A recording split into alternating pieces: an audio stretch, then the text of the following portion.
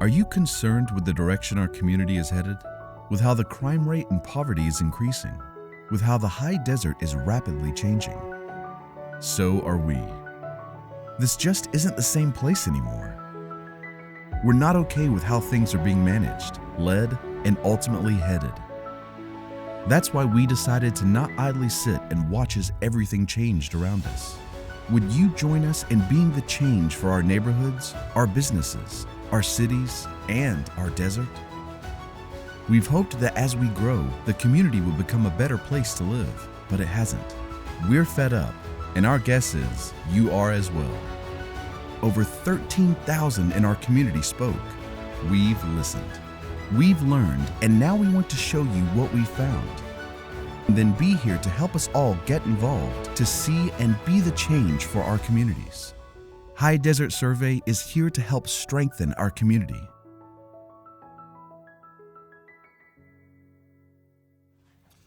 Good morning, High Desert, or what we call Mojave River Valley. My name is Joseph W. Brady. I'm the president of the Bradco Companies in Victorville. My wife and I also own Alliance Management Group and Barstow Real Estate Group in Barstow.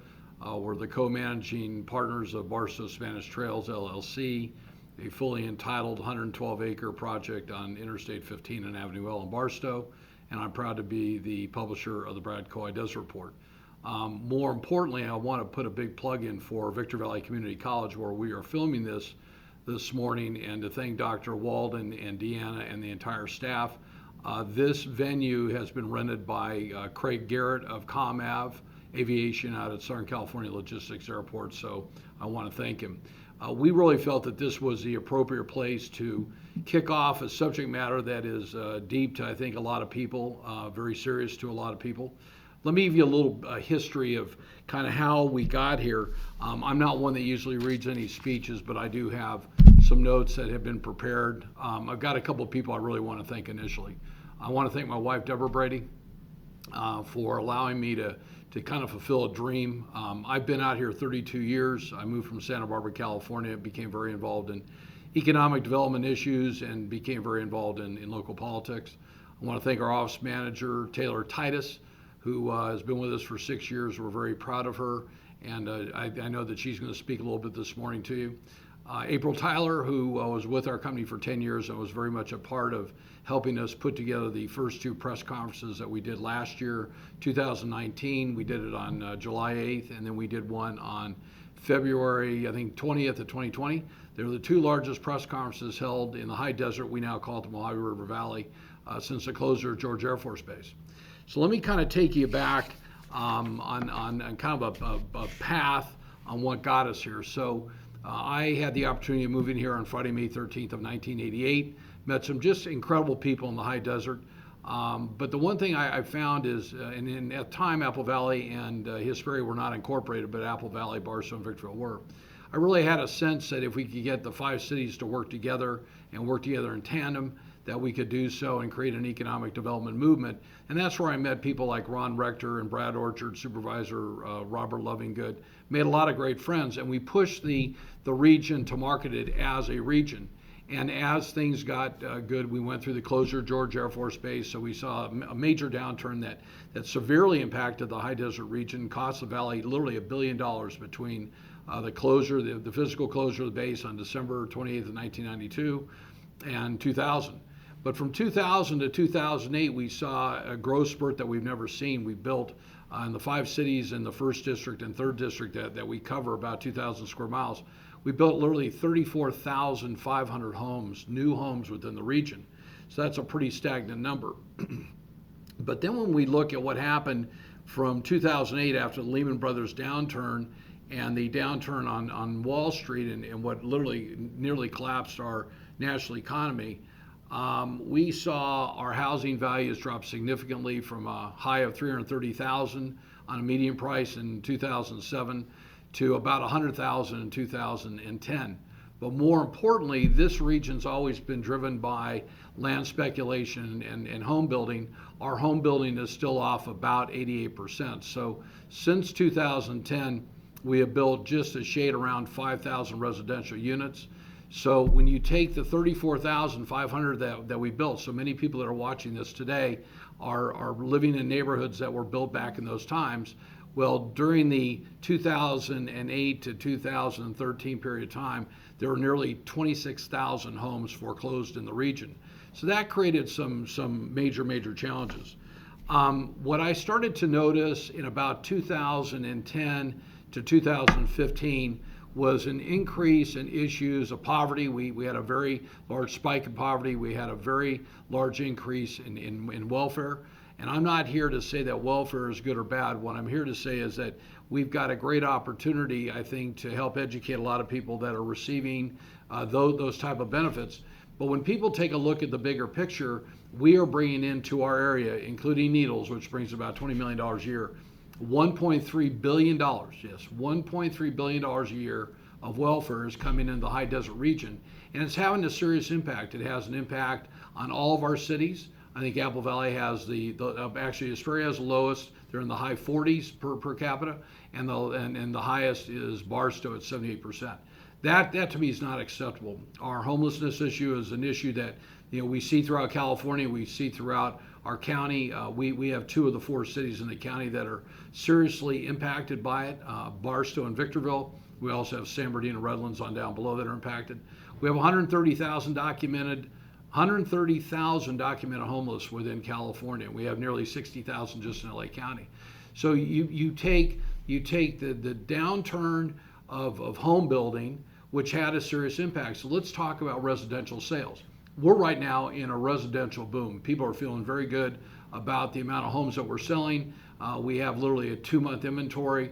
If you talk to any residential agent out there that controls a listing, these listings are being overbid. But let's put things in their proper perspective. So I went back a couple of years ago and I went to a company called CoreLogic. And I asked CoreLogic to take a look at a year before I had come here, which was 1985. So I moved here, like I said, 1988. And in 1985, if you look at the 20 zip codes that are the prominent ones within the high desert region, so that goes from Fort Irwin all the way over to our friends in Johnson Valley and west of Pinion Hills, Phelan and Wrightwood, and the 5 incorporated cities, the valley did about $190 million in resales. That was a pretty significant number back in those days, and probably the median price was probably, let's say, $80,000. Well, within 20 years, the high desert region, again the Mojave River Valley, did 4.5 billion. Yes, we went from 190 million to 4.5 billion. So imagine how many people were making money in real estate. We're building real estate. You've got escrow officers, title officers, and home inspection, home warranty, title people, customer service, and all the title companies. Everybody's making a ton of money. And then all of a sudden in 2008, the spigot got turned off. So when we went from $4.5 billion in 2000 and in 2005, we went from 4.5 billion to in 2010, we went to about 1.1 billion.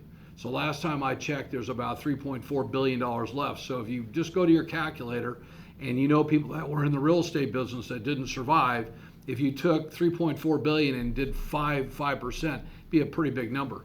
Well, while the economy has improved up here, and not necessarily has improved to the level that I believe that it should, or many other people, we are still down. We did last year in 2019 $1.8 billion in sales. Well, that's great. We were at 1 billion when we hit the bottom. We're now at 1.8. That means we've increased by $800 million. But at the end of the day, we're still lacking. If you take the commissions and those kind of things, which we made a presentation to our High Desert Association Realtors, and I want to give them a great plug. I want to give a plug to Diane Smith, our executive director, and Diane Carlton, our governmental affairs, Larry Mason, who's our current president, to that board. We came to that board early on in this and said, we need your help in getting the word out to the realtors. So we have about 1,200 realtors out here. We have an equal amount. We have a little bit more than that in the MLS. And we believe that real estate is the second largest group of people that are employed out here outside of the California Teachers Association, probably local government. So let's get back to where we are in real estate. So last year we did 1.8 billion. We're projecting this year we'll probably do 1.95 billion. But at the end of the day, we're still significantly less, so we don't have the amount of dollars flowing through our economy. So we really think that we have a long way to go. I do want to thank the people that I went to. So going back in time, I felt in 2013 that there was a problem, and I reached out to my good longtime friend, Dr. John Husing. So if you don't know who Dr. John Husing is, you're going to get to see him here in a moment. He is renowned. There's no economist that has done more work in the Inland Empire than Dr. John. He's been following it for over 50 years. He's been quoted in the New York Times, the Wall Street Journal, the LA Times. He's highly regarded and somebody that I trust.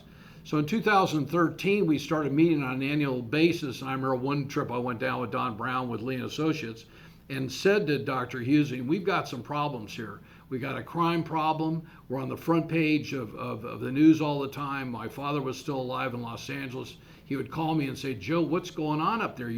Victorville's on the news, or Apple Valley, or one of the cities. So I'm not picking on a particular city where we're on the news all the time. And with that, Dr. Husing said, I think these are some of the things that you need to take a look at. Well, our annual coffee and our lunches every year ended up to a point where on October 1st of 2018, I was extremely concerned about this. And while my wife, my partner, we're celebrating, actually, tomorrow we celebrate a big anniversary on October 5th. Deb said to me, Joe, this is a bigger project than you can really afford to take on time-wise. And I said to her, Deb, we don't have any children. We want to leave a legacy on out here. We're going to be a part of the high desert region for a long period of time.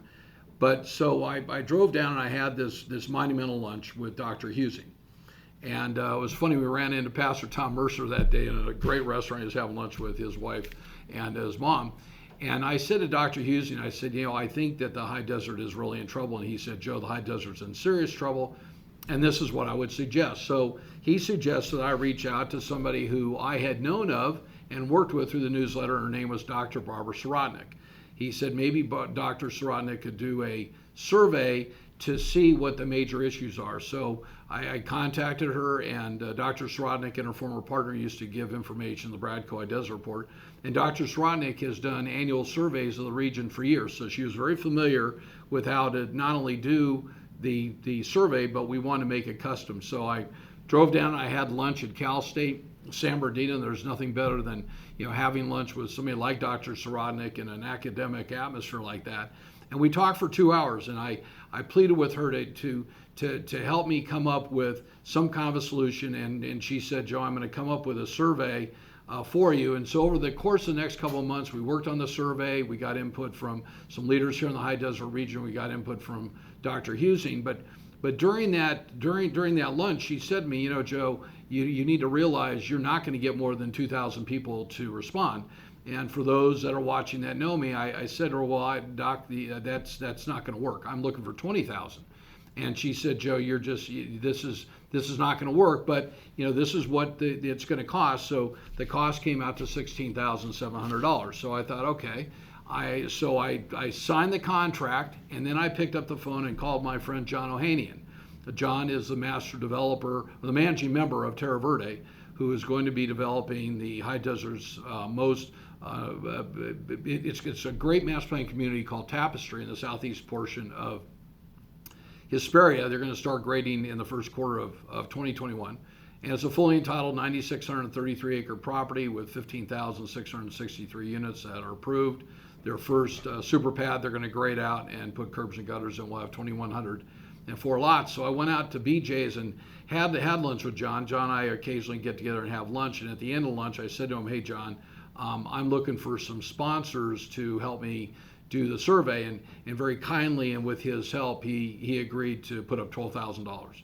So with that, he challenged me to call our good friends at Lewis Retail. So I immediately, from the car, I called my friend Bob Martin, who's Vice President of Land Acquisitions at Lewis, and asked him if I could invite myself down to meet with Randall Lewis, who's Executive Vice President, and his brother Richard, who's President.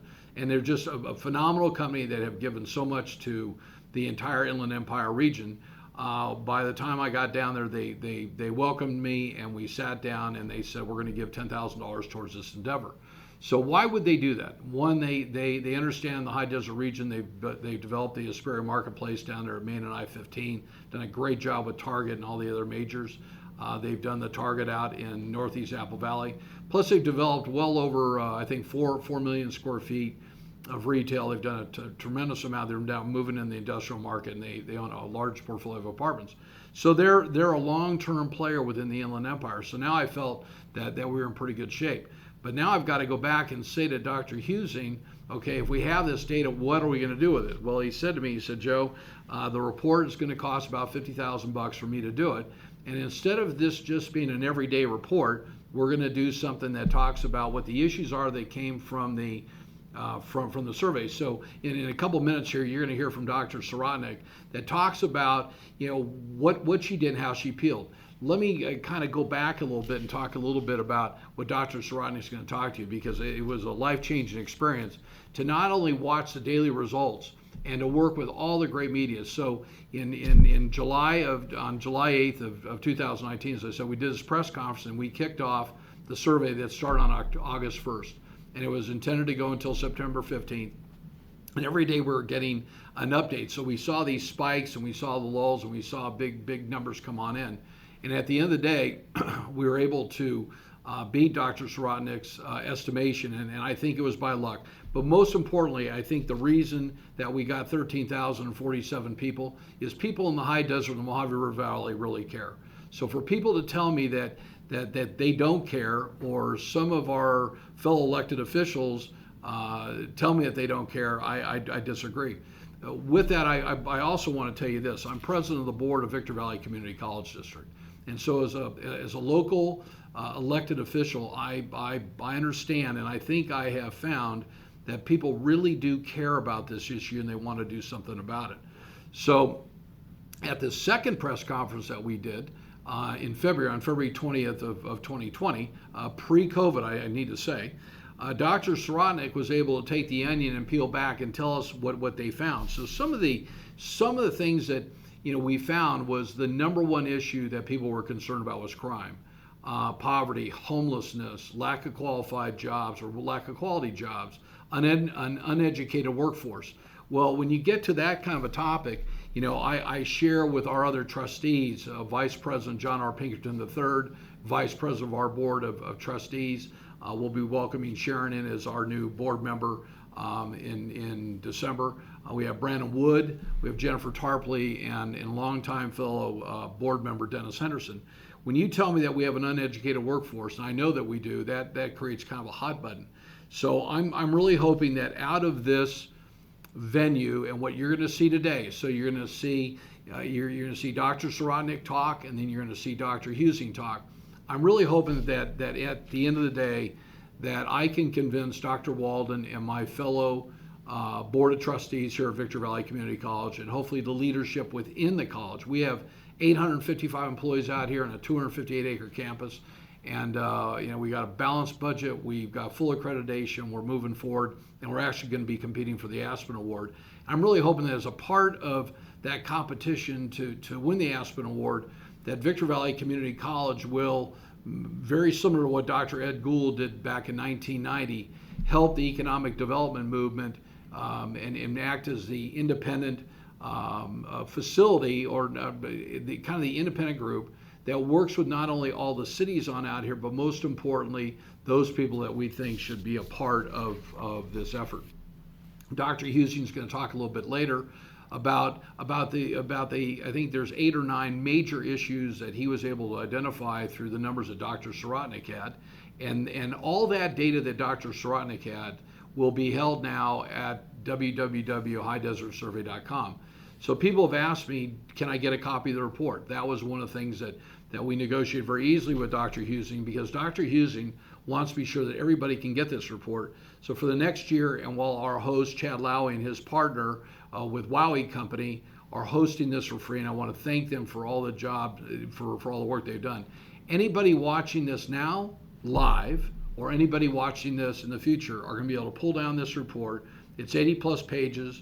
Then all the additional information that Dr. Sirotnik that is pulled will also be available. So let me go back and talk a little bit about what I learned with Dr. Sirotnik. So as we went through, when we cut off the survey on September 15th, she was pulling data all the time. And one day I called her and I said, because we were talking almost every single day, I said, Dr. Srodnik, what did you come away with? And she said, Joe, there's no apathy in the high desert region. People really are very, very, very concerned about what's going on out there. And I said, well, did they leave any comments on the survey? And she said, yeah, surprisingly, out of 13,047 people, we had about 2,600 that left their email addresses. And of those 2,600, many of them left a comment. So some comments were one sentence, one word, or a couple paragraphs.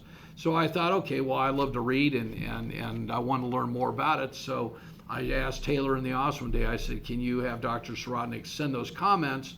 And Dr. Srodnik immediately said, Joe, it's about 488 pages of notes. I thought, well, that's not that's not a whole lot to read.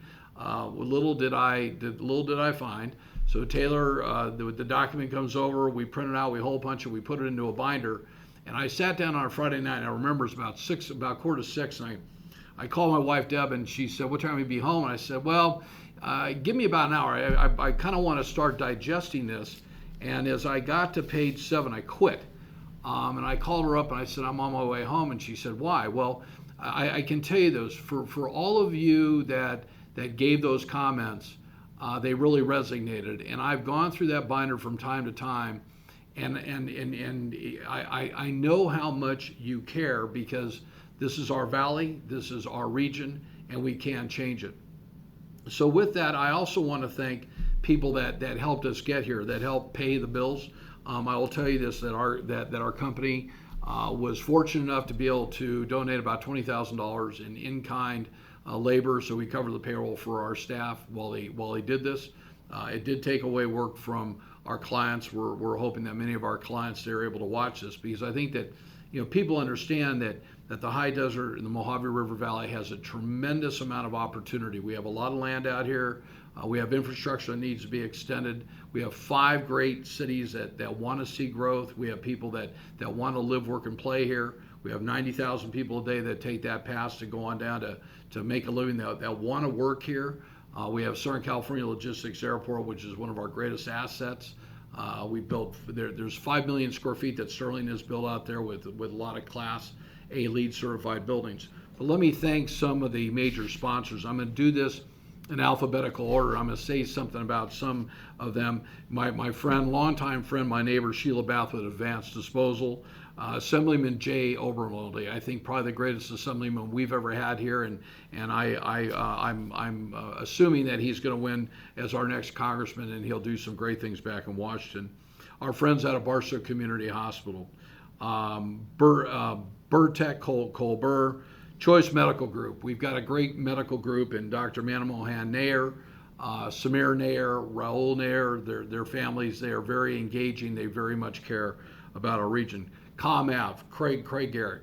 Craig is a major employer. If you look at all those airplanes that are out at SCLA because of COVID, that company is the one that's working with Boeing, and they're a great asset. They're a great employer up here, and Craig, I personally appreciate your help. Covington Capital, Ken Shira, a major land developer who's come on in to the high desert region. They've been out here for a long period of time. I sat down and had a cup of coffee with him. I said, hey, Ken, can you give me 5? He didn't have any problems giving me 5,000 because he believes in the area. Him and his partners have a huge investment out here. Desert Valley Hospital, Dr. Prim Reddy and Mr. Fred Hunter. Fred, you and Marie Langley, we appreciate Dr. Prim. We always appreciate your support. They've done so much here for the college. They've invested about $5 million out here. Lola with El Dorado Broadcasters, thanks for all the stuff that you did for us. Reed Floco and Wesley Quintar, the Holiday Inn. So let me tell you this, when we were talking about doing the survey and I needed to kick it off, I needed to find somebody that would feed the 31 members of the media that went there. And Wesley, I called you on up. I asked you for a favor. Without a doubt, both you and Reed stepped up, and I really appreciated what you did. Our second lunch was actually paid for by Barstow Community Hospital, which we appreciate. Iris Gutierrez. Iris is a leader within the Hispanic community and has been very much behind this, and I know is one of our chief cheerleaders. Terry Kurtz. If you've lived in the high desert region for any period of time and you don't know who Terry Kurtz is, you'll know his voice. We do a lot of recording together, and he's just been a great friend. He cares deeply. He was a history teacher at Apple Valley High School for 40 years, is a major athlete before he got here. And Terry, I personally appreciate everything that you and your family have done to make this a better place. Our friend JJ Borgia and his associate Chris, who are helping us video this today. I came to know JJ through a church that he's a pastor. He's with First Assembly over on Nisqually and I-15. He works with a guy who I just have a ton of admiration with, Pastor John Martin. He works with our neighbors, the Arnolds, Pastor Arnold, Gwen, and both the Arnolds. Taggin, Pastor Arnold Taggin, his wife Gwen. Sorry about that, Arnold. I was introduced to JJ on a real estate deal we did at least many years ago, and then he was a participant with one of our senior associates, Paul Casilla, when Paul lost his father. And one day Paul and I were talking, and he said, JJ's got these capabilities, and I had no idea about Cleat or what they could do. And JJ and Chris, I cannot thank you enough for what you have taught me. If anybody's watching this and needs marketing, I don't think anybody looks at marketing the same way that they do. I'm the traditional marketing person. You know, you made a flyer and you mailed it out. Well, that's not the way things are done. So many of you are kind of scratching your head and saying, okay, well, who came up with this 11 o'clock? Well, it was actually JJ and his staff, and Ariel did a test 2 weeks ago of the high desert. Many of you didn't know that you were being tested, but they did a random survey of 11,000 people, and they figured out what time of the day that they had the highest penetration. And we did our weekly call with Nikki and Taylor in the office, and the next thing you know, they said the highest time to do this in the high desert, now it's probably because of COVID, so because so many people are around, was 11 o'clock on a Sunday morning. So I thought, well, we originally had this plan for September 30th at 10 o'clock, and so we decided to kind of think out of the box. So I know we had some friends, my good friend Lori Denson with the Burning Bush Baptist Church called me, and she said, Joe, you know, this interferes with our church, and I suggested that maybe they either move their church service back, or the nice thing is that this is recorded, this is live, this is going to be recorded. So if you miss part of it, or you want to take part of it and take it and sit down on the beach, you're going to be able to watch this for the next year. This is hopefully a video that's going to help us change the high desert of the Mojave River Valley and make it the great place we know that we can live, work, and play. Lamar Advertising. I can't thank Chris Price enough. They gave us a billboard out on I-15. Anytime that we have ever talked to Chris about doing something that benefits the region, Lamar's always there. You can tell why they are so good. I've talked about Randall and Richard Lewis with Lewis Retail. They love the Inland Empire. They're a family-owned business, and I'm grateful for all their support. Mitsubishi Cement, Michael Jasberg and his team on out there, I can't thank them enough. I mean, everybody seems to hit them up, and they're the one company that has just always been steadfastly, part of our region. Mojave River Valley News, Katrina Sieverts. Katrina, thanks for all the PR and all the support that you gave us. James Previty, we call him Jimmy, for those of you in the home building industry with Frontier Homes. Him and his family have had a great relationship with the high desert region. His dad, Jim, owned Forecast Homes, and they sold to Hovanian. I mean, Jimmy's been around a long time. He's very passionate. He's the only home builder that we came to, and when I called him, he immediately stepped in and said, Joe, I'm in. Prime Concepts, Dan Harley. If you don't know Dan's passionate. He's got a lot of people on Facebook that follow him, and he's been my friend for 25 years, and I'm very much appreciative to him. Dr. Ted Alejandre and his wife Barbara, Governmental Affairs Director for the San Bernardino County School District. Right after I had sat down with the Lewises, now I needed to get really serious. And with the help of Andy Harmillo and our friend Matt Wells, Matt's a part of the High Desert Consortium of educators, which Dr. Daniel Walden and Victor Valley College are a part of. With Andy's pushing and Matt listening, Andy and Matt went down to Dr. Ted, who I know well, and his wife Barbara, and they were in for $10,000. So I really want to thank them for the big push that they had. Again, John Ohanian with Terra Verde. John, all of us are appreciative of the fact that you gave me and you gave the High Desert the ability to do this. I'm indebted to you forever, and I really do appreciate your friendship. Daily Press, our friends Matt Cabe and Steve Knockin, thanks for all the coverage that you gave us. Thanks for the headline this week. Thanks for covering this. And Matt, I want to tell you this. You and I had a great conversation the other day as I'm coming out of Prescott. It was a long conversation, and we both agree on one thing. This is not about Joseph Brady. This is not about anybody on here. This is about our future. And the one thing that I think I'm going to sum this up with, we need to identify those people in the high desert that want to become a part of leadership. I'm 64 years old, and it's my time to help nurture people that want to be a part of this. And that's one of the things I'm going to talk to Dr. Walden about, and Dr. Walden here at Victor Valley College, my great friend Dr. Eva Bagg out of Barstow Community College. I will put a plug in that sometime in October. I won't give the date or the place. Our two boards are going to meet. We did it the first time when I was president of the Board of Trustees, and we're going to be talking about this because I can tell you, our 5 trustees or our other 4 trustees, and there are 5 out there, we all care about one thing. We care about quality jobs. We care about raising the bar for people's living. We want to seriously reduce our poverty, seriously reduce our homelessness, and most importantly, seriously reduce our crime issue. So Matt, thanks for that a great conversation here today, and I think both you and I are on the same page. I'd like to thank our friend Don Fish with Tri-Community News. They cover the Field and Pinion Hills and Wrightwood area. He's a great guy. Victor Valley News Group, Hugo and Gabriel, you guys have become great friends.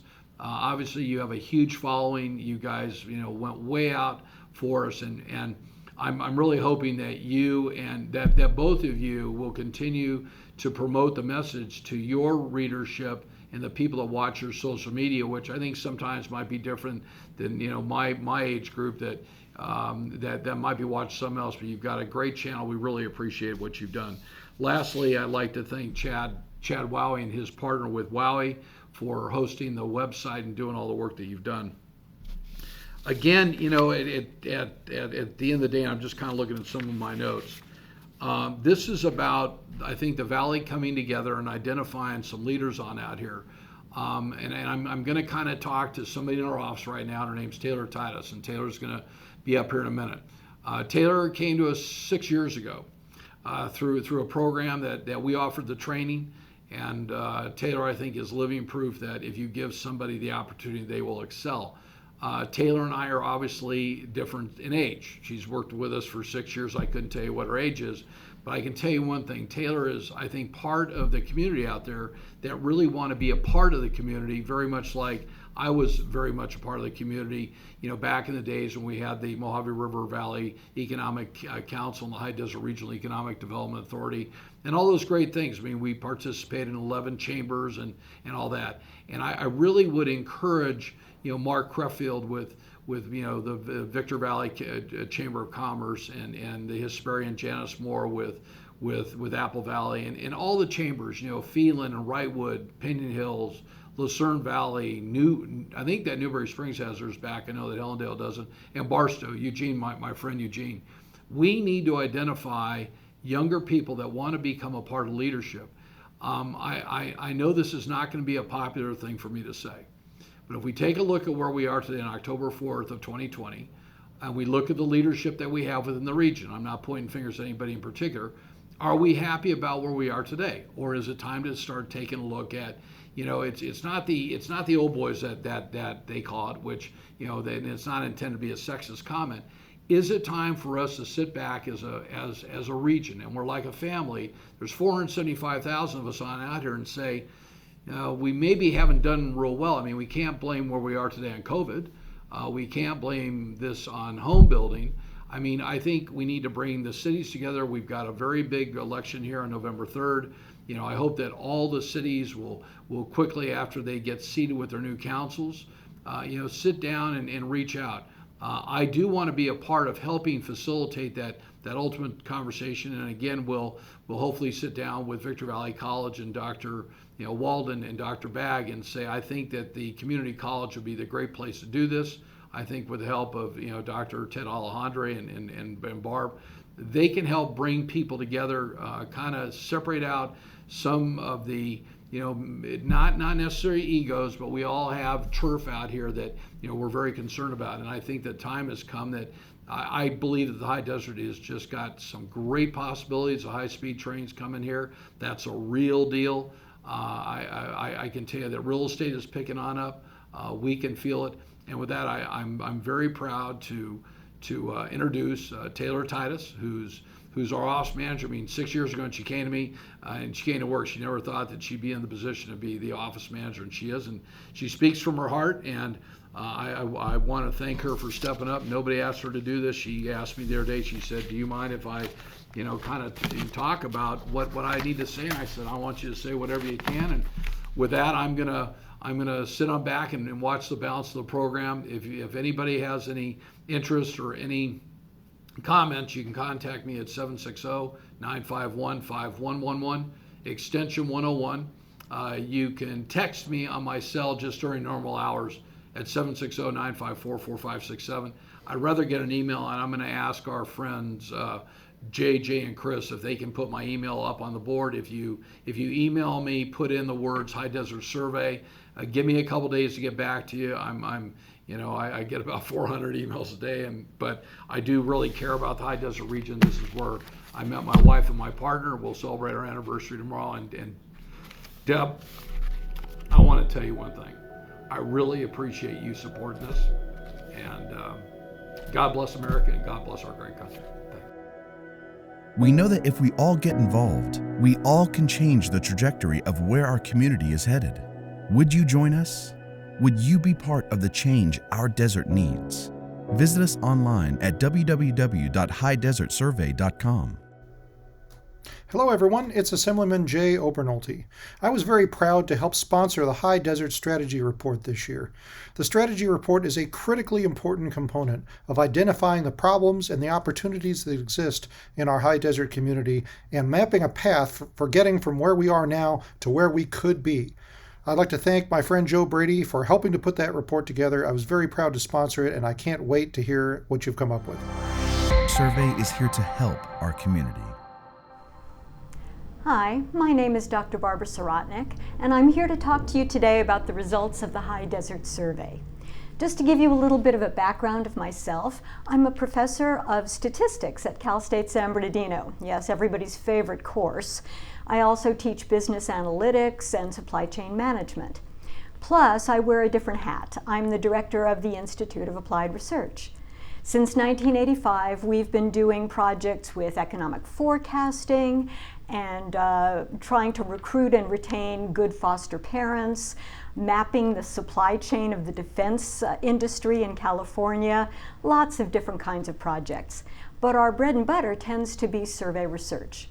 We like to be able to give communities a voice. So that's where Mr. Joe Brady heard about me, and a couple of years ago he contacted me and said, I really want to do a survey in the high desert. I want to identify the issues that are on the minds of the people and to try to find solutions. Well, I like that idea of trying to follow up the survey with solutions so that it's a survey that actually means something.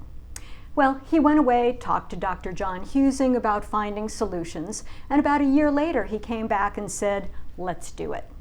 And so we spent some time constructing questionnaires for residents and people who work in the region or business people but live elsewhere, and also leaders.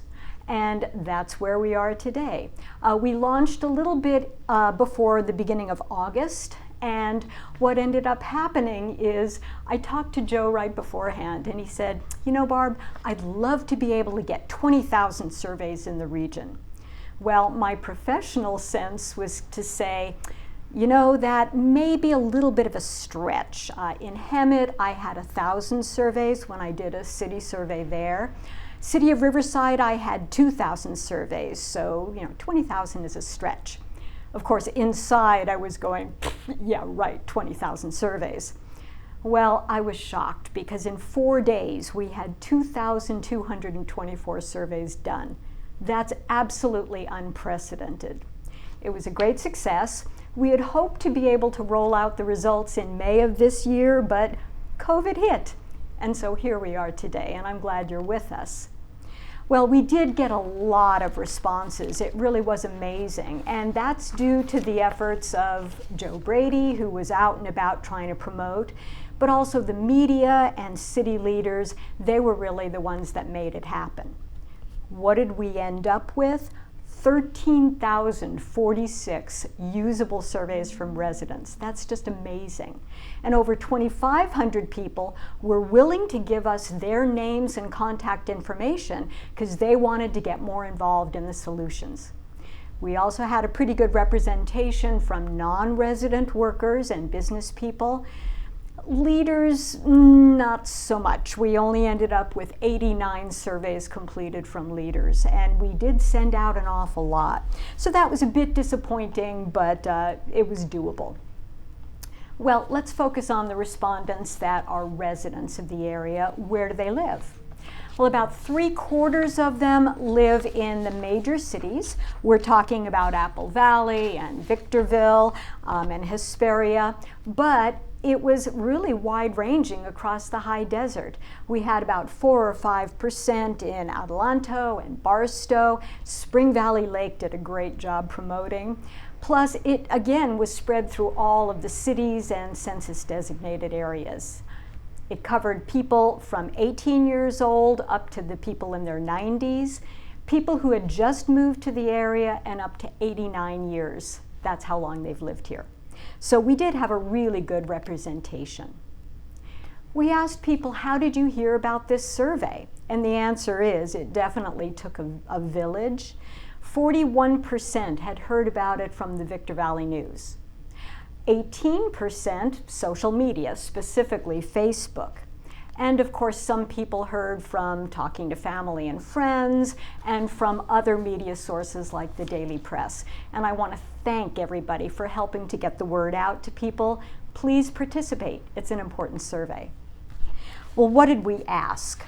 We asked a lot of different kinds of questions, some of which are standard quality of life questions that you'll see anywhere, and some which were specific to the high desert.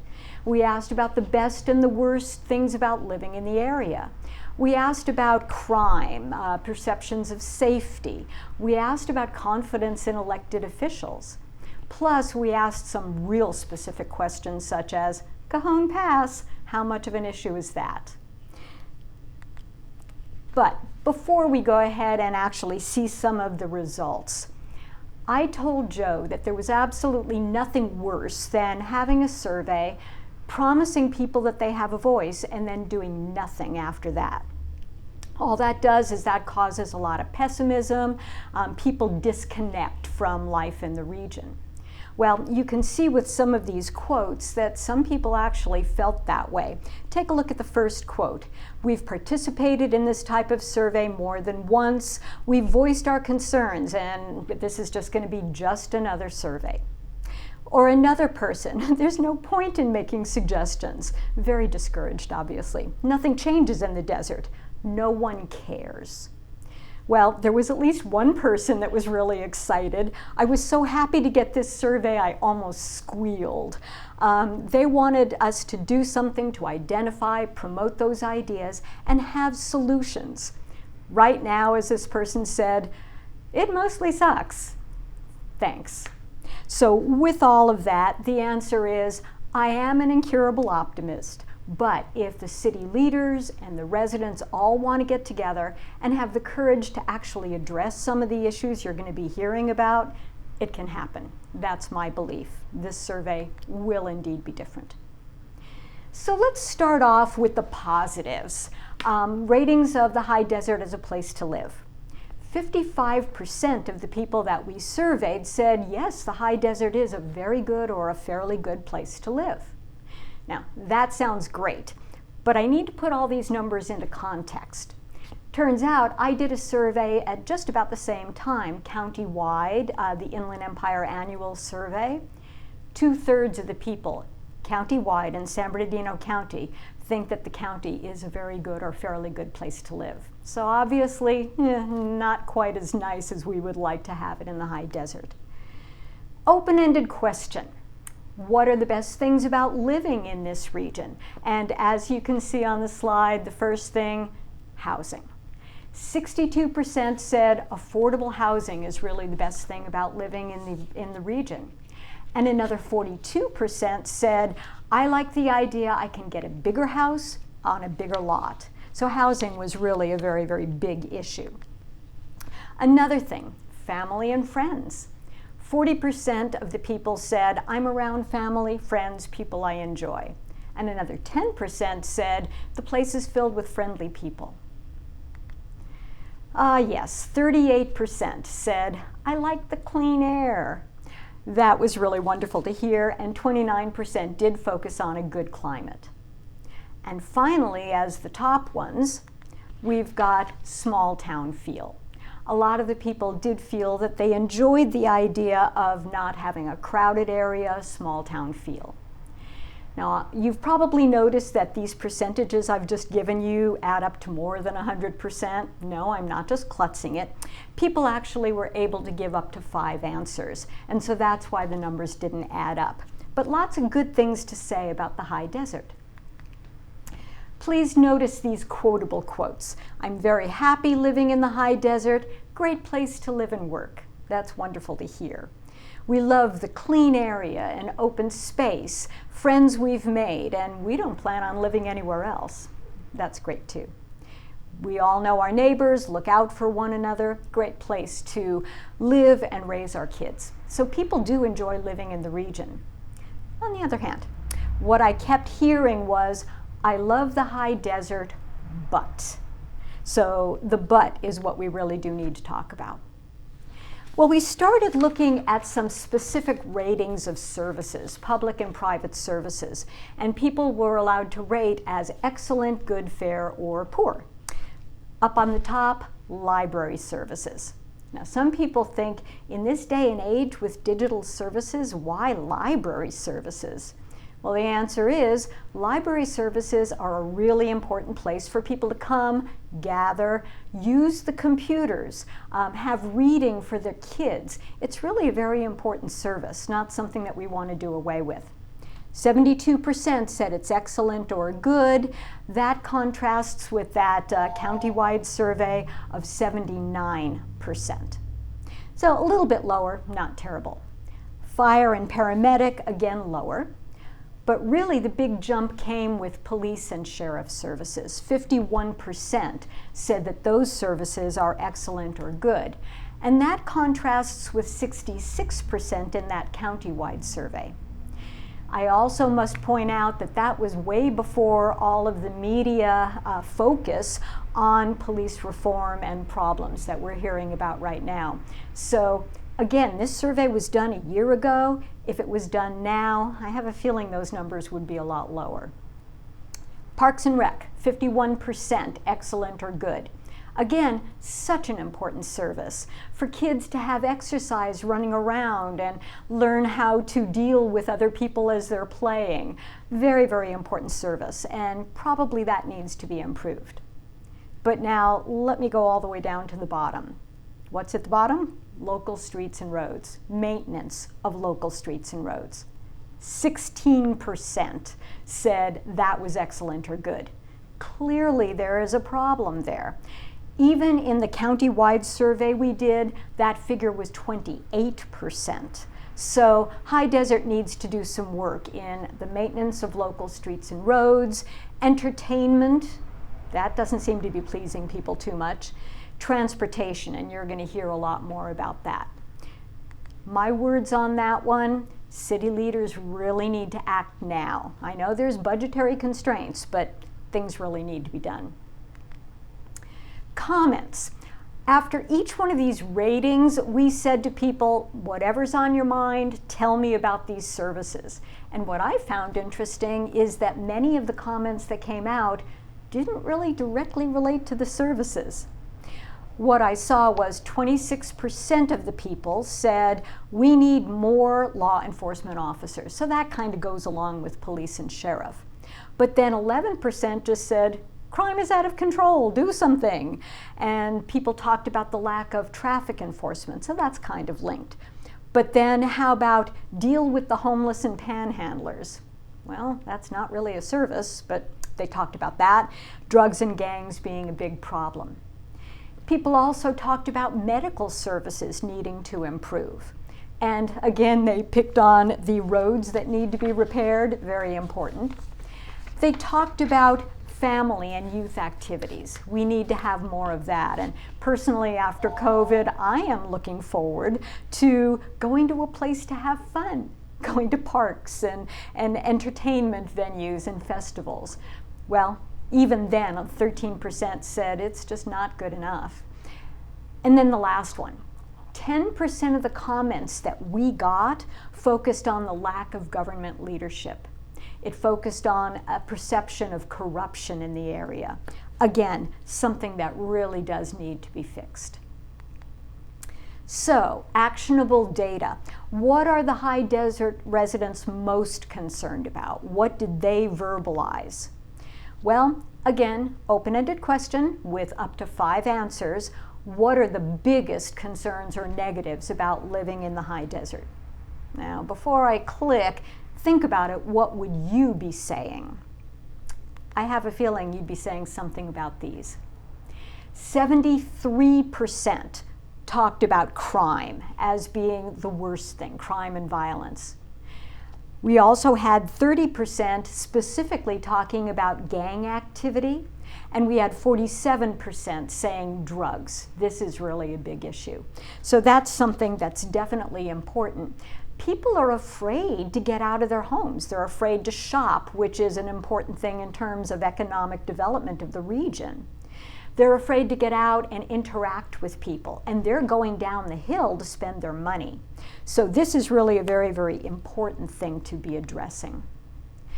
We did specifically want to probe a little bit on crime, and we said, what is your level of fear of being the victim of a serious crime, meaning either a violent crime or a very costly crime? And we said, are you very fearful, somewhat fearful, not fearful, et cetera, et cetera? So just taking a look at these data. High desert, 70% said yes, they are very or somewhat fearful. That's huge. Again, we need to put this into perspective. So county-wide, when we did our survey at the same time last year, 36% county-wide said they're very or somewhat fearful. Big difference. And then, just for fun, I focused in on the city of San Bernardino.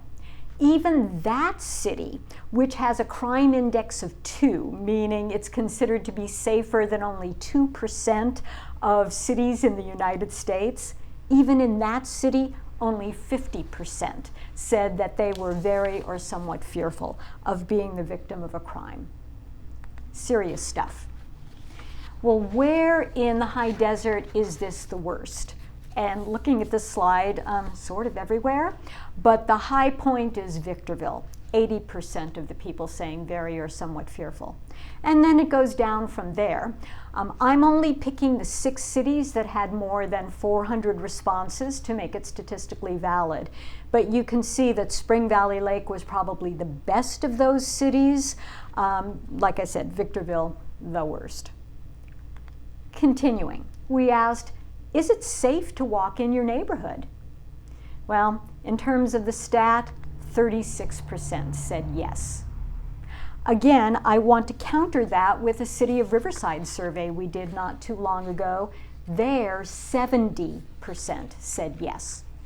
Now, I have to be fair, another 38% of the people in the high desert said, well, I feel somewhat safe to walk. It's like, what does that really mean? But anyway, the stats are pretty stark on that.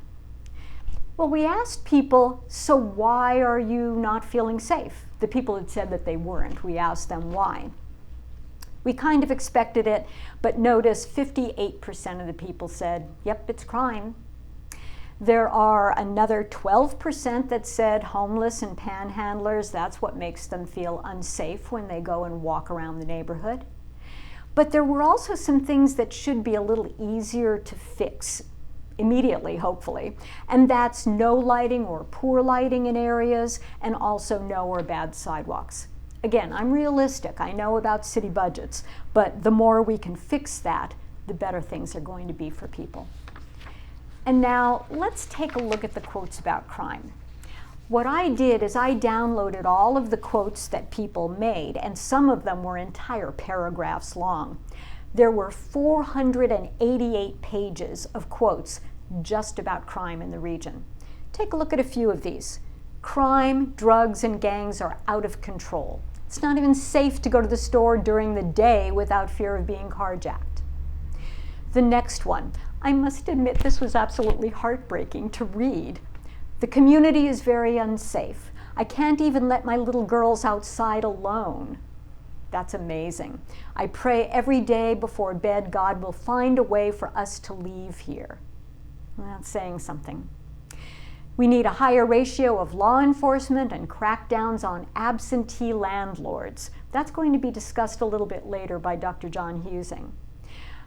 Well, we need people that have a stake in our community, obviously. We have good people here who are leaving in droves. They no longer feel safe. So those are really important quotes about crime.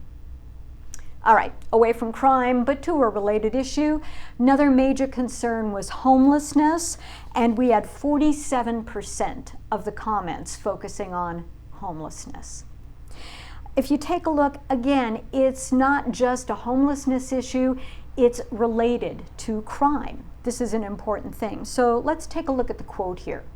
The homeless in the high desert have become a blight, and I'm embarrassed to have guests come to my community anymore. So we meet friends down the hill, usually Rancho. It does continue to grow. In other words, Rancho gets the dollars, not the high desert. They will continue to get my money until the high desert does a better job. Well, what do we mean by better job here? What are the solutions? Well, mental health services, housing. All of those things are really important. Employment programs also. So hopefully the city can do a little something about that. Now, I must confess, this is not just a high desert issue. Obviously, it's not. And as a matter of fact, in statewide surveys by PPIC, 23% said that homelessness is their biggest issue. That's up from 7% the previous year. So again, it's not just high desert, but it is a problem that high desert needs to address.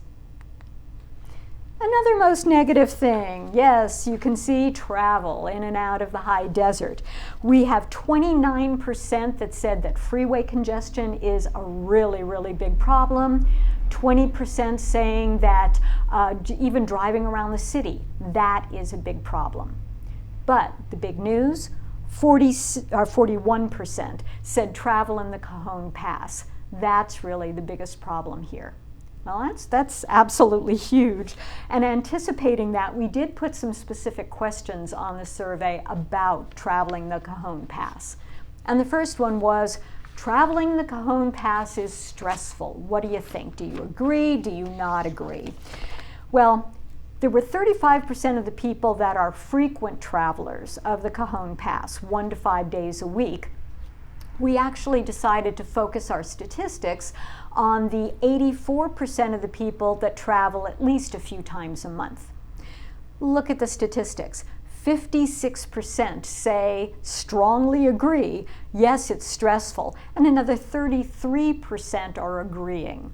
Obviously, that is a big problem here. 89% saying, oh my gosh, I hate to be traveling there. It's stressful. This was an interesting one. Other than when it snows, I can usually travel the Cajon Pass without worrying about it being shut down. Well, take a look at the amount that agree. 33% agree, 6% strongly agree. The other 61% are not saying that. They're saying that they worry about it. There are fires, there are accidents, there's construction, and they don't know if they're going to be able to make the drive in the time that they need to make their drive. They're worried. Did it get any better after 2015 when the construction was done? Sadly, no. 39% strongly disagreed that it's gotten better, and another 35% just plain disagreed. So we've got 74% of the people saying, you know, you tried to do something about it, it didn't quite work. All right, let's broaden this out. Enough about the Cajon Pass for right now. A lot of people are commuting. So how is their commute wherever they're going? Well, the median round trip commute was 45 minutes. That means half of the people take longer than that to get to where they're going, round trip, get there and come back, and half the people said less than 45 minutes. The median mileage, 22 miles.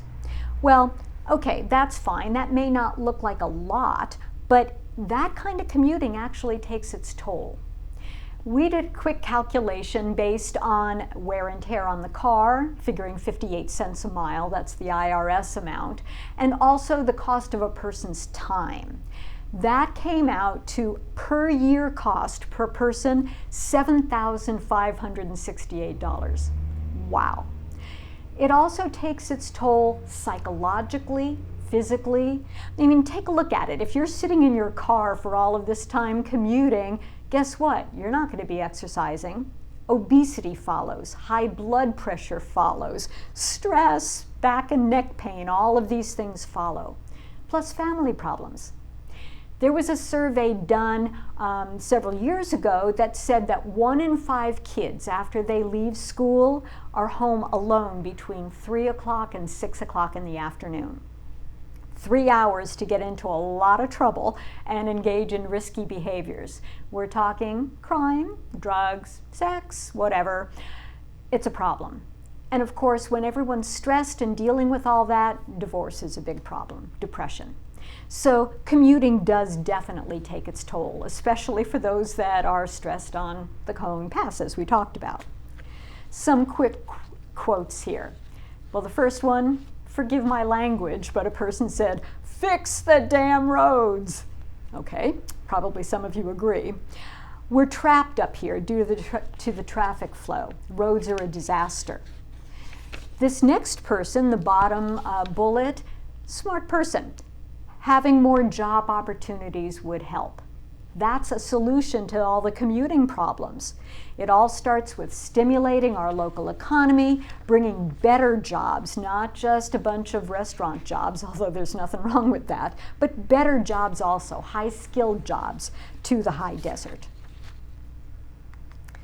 All right, well, if all of those negatives weren't enough, let's talk about dumping and littering. Yes, that was mentioned by a lot of people. The reason people are so concerned about this is that there is a link between dumping and crime. Actually, in the 1990s, there was something developed called the broken window theory. It was developed by Police Commissioner Bill Bratton and the mayor at the time, Rudy Giuliani. What they realized is that when there is a broken window, or littering, or dumping, or whatever, people stop having pride in the area. Crime builds up. They see a little bit of crime, like a broken window, and more crime happens. So if you really want to reduce crime, as they were very successful doing in New York, do something about that broken window. Well, in our case here, I'm saying do something about the littering and the dumping. Some quotes here. A person who wants to criminalize by fines the property owners that don't maintain their property. You need more consequences, heavier consequences to all of that. Code enforcement and policing have to be a priority to make sure that the neighborhoods don't look like dumps. And this last one, this one was a difficult one, talking about some of the houses in the neighborhood full of trash, etc. The value of my home is nothing because of all of this. It's why I'd like to move from this area. And we're going to talk about that in just a few moments. All right, well, how about the economy? Is that a negative? Is that a positive? Well, we asked people to rate the economy in the high desert, and it turns out that 26% of high desert residents rated the economy as excellent or good. Only 26%. Placing it in context, that survey of San Bernardino County I've been talking about, that was 38% felt that the county's economy, excellent or good. And in a Gallup poll of Americans all across the United States, 53%. All of these polls were taken at about the same time. Again, now with COVID, it's a lot worse. So the economy is a real issue for people. So is the employment picture. 40% of the people cited lack of job opportunities as one of the most negative things about life in the desert. And 10% said lack of the educated workforce. Well, let's make it a little more personal. We asked people, compared with a year ago, how are your finances? Are you better off, the same, worse off? Well, nationally, when people were asked that question, 50% said they were better off. Inland Empire survey in San Bernardino County, 32% better off. High desert, 26%. Obviously, that's a problem. All right, well, let's broaden out just a little bit to some other quality of life questions. We said for people that have kids, my children's school prepares them for a good job or career. Do people agree or not? 52% agreed or strongly agreed, and that's pretty good. The bottom one, my children don't feel there's enough to do in the high desert. Oh yeah, 72% said that. But the one on this slide that really concerned me, my children plan to stay in the high desert when they grow up, 9%. The young people are leaving. This is not the sign of a healthy community, unfortunately. And then continuing with some other general quality of life questions. There's nothing to do where I live, 54% said that. And that's why they're coming down the hill and having commuting problems. I feel a sense of belonging to my community, 47%. Wait a minute, one of the best things about living in the high desert was supposed to be the small town feel and all of that, but yet 47% feel a sense of belonging. The high desert is a place where I can realize the goals I have for my future, only 37%. And then this last one, this is an interesting one. It's easy to communicate with my city officials, 29%. Now folks, in this digital age, why is it so hard to communicate? This basically is causing a huge problem and a huge lack of confidence in the city officials. Well, we did ask specifically, what is your level of confidence in elected officials to adopt policies that are going to be benefiting the region? Again, placing things in context, where we were asking about elected officials in the U.S. executive branch, 45% of the people said they have a great deal of confidence or some confidence. That was a Gallup poll. When we did our San Bernardino County survey, 57% said great deal or some confidence. High desert, only 35% have confidence in their elected officials that they will do things to benefit the general community. Where is it best and worst? Well, up on the top in green, just for comparison, I have our San Bernardino County figures, 57%. Spring Valley Lake and Barstow, 41%, not too bad. At the bottom, Adelanto, 18% of the people say that they have confidence in their elected officials. This is something that has to be fixed. The elected officials need to be reaching out and doing something to establish more confidence.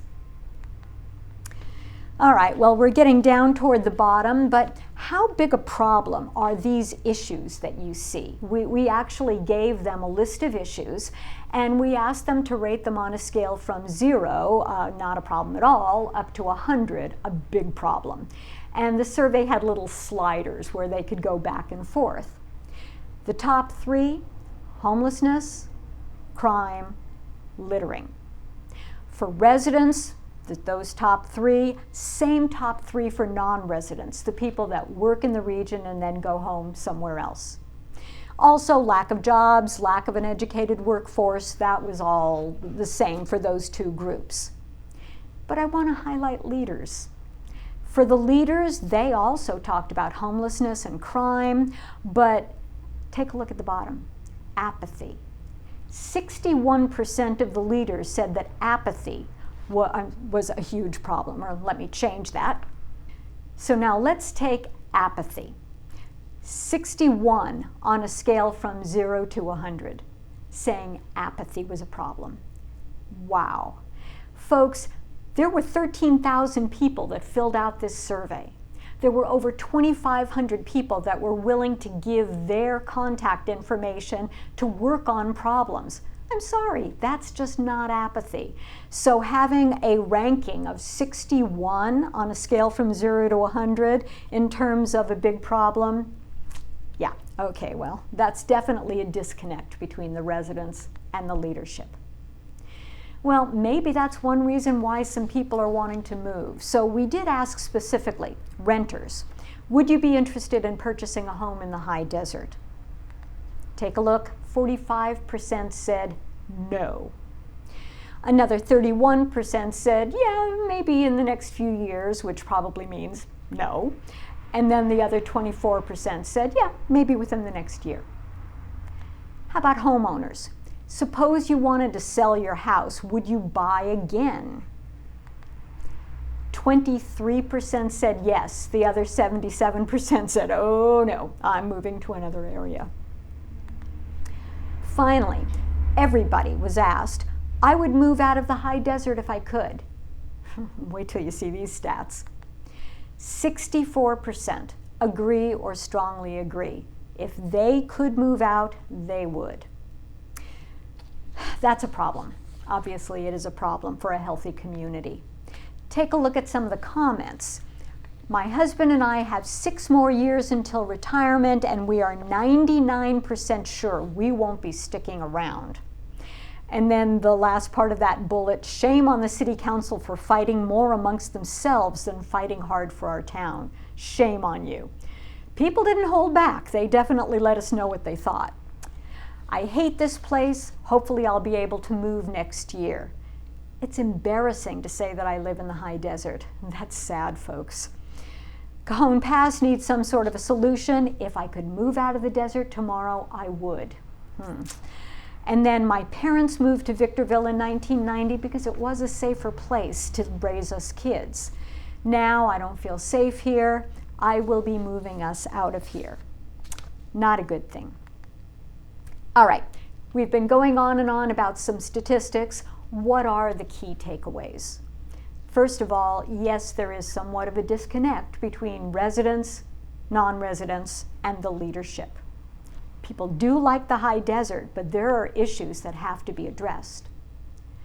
I also want to really focus on the fact that this is not one of those surveys that's there just to tell a story and sit on a shelf. We have solutions coming, and that's what Dr. Husing is going to be talking about. Is it going to be easy to turn things around? Obviously, no. Can it be done? Like I said, I'm an incurable optimist. Yes, it can be done, but only if the residents and the city leaders come together and have the courage to work on the solutions together. That's the only way it's going to happen. So, as a final quote about why we're here today and why hopefully you have tuned in, I was trying to think of a final thing to say, and I couldn't have said it better than this quote. I challenge you to find a place that doesn't have crime and homelessness in California. This person's realistic. Given the option to live in other California cities, I think our high desert is a great option. Unite our community, don't divide it. Please become a champion of what's best here and be part of finding a solution to our challenges. I hope that that will happen. I want to thank you for all of your attention. Please feel free to contact me if there's any questions. I'm more than happy to drill down on certain city results if you're interested. It's important. I'm part of this, and hopefully you are too. It's time we influence the direction of our cities. It's time to get involved. Be the change our communities need. Be the difference. Education leaders rely on data to make important decisions regarding the academic future and earning potential of students in San Bernardino County. Preparing our students from cradle to career and retaining their talents within their own communities is essential to improving the quality of life for all residents. An educated and prepared workforce has the potential to transform any economy. As the San Bernardino County Superintendent of Schools, I support the need to use data to drive innovation and change for student success. I look forward to working with renowned economist Dr. John Husing Dr. Barbara Sirotnik with Cal State San Bernardino, the Bradco companies, and all stakeholders in the high desert to transform data into positive action. This is our desert. This is our community. This is our home. This is a great opportunity for me to introduce somebody that I just have a tremendous amount of respect for, Dr. John Husing. I mean, nobody's traveled the world like he has. Nobody understands the Inland Empire like he does. And nobody understands more, I think, where the high desert is today than Dr. Husing. So today he's going to talk about the regional economy and how we kind of got here. The next thing he's going to talk about is the homeless issue and what we need to cure that. We're going to take a look at the poverty issue and what we need to do to reduce that. We're going to talk about crime and what we need to do that. We're going to talk about how we create a better workforce. We're going to talk about jobs and opportunity. You know, when you have an issue like we are dealing with in the high desert region, it creates a lot of great opportunities. And the nice thing about Dr. Husing is the glass is always half full. It's never half empty. So I'm pleased. I'm honored. I've gotten to know him and his wife Deborah quite well. They're a great couple. He is passionate about the Inland Empire, and he's very passionate about the high desert region.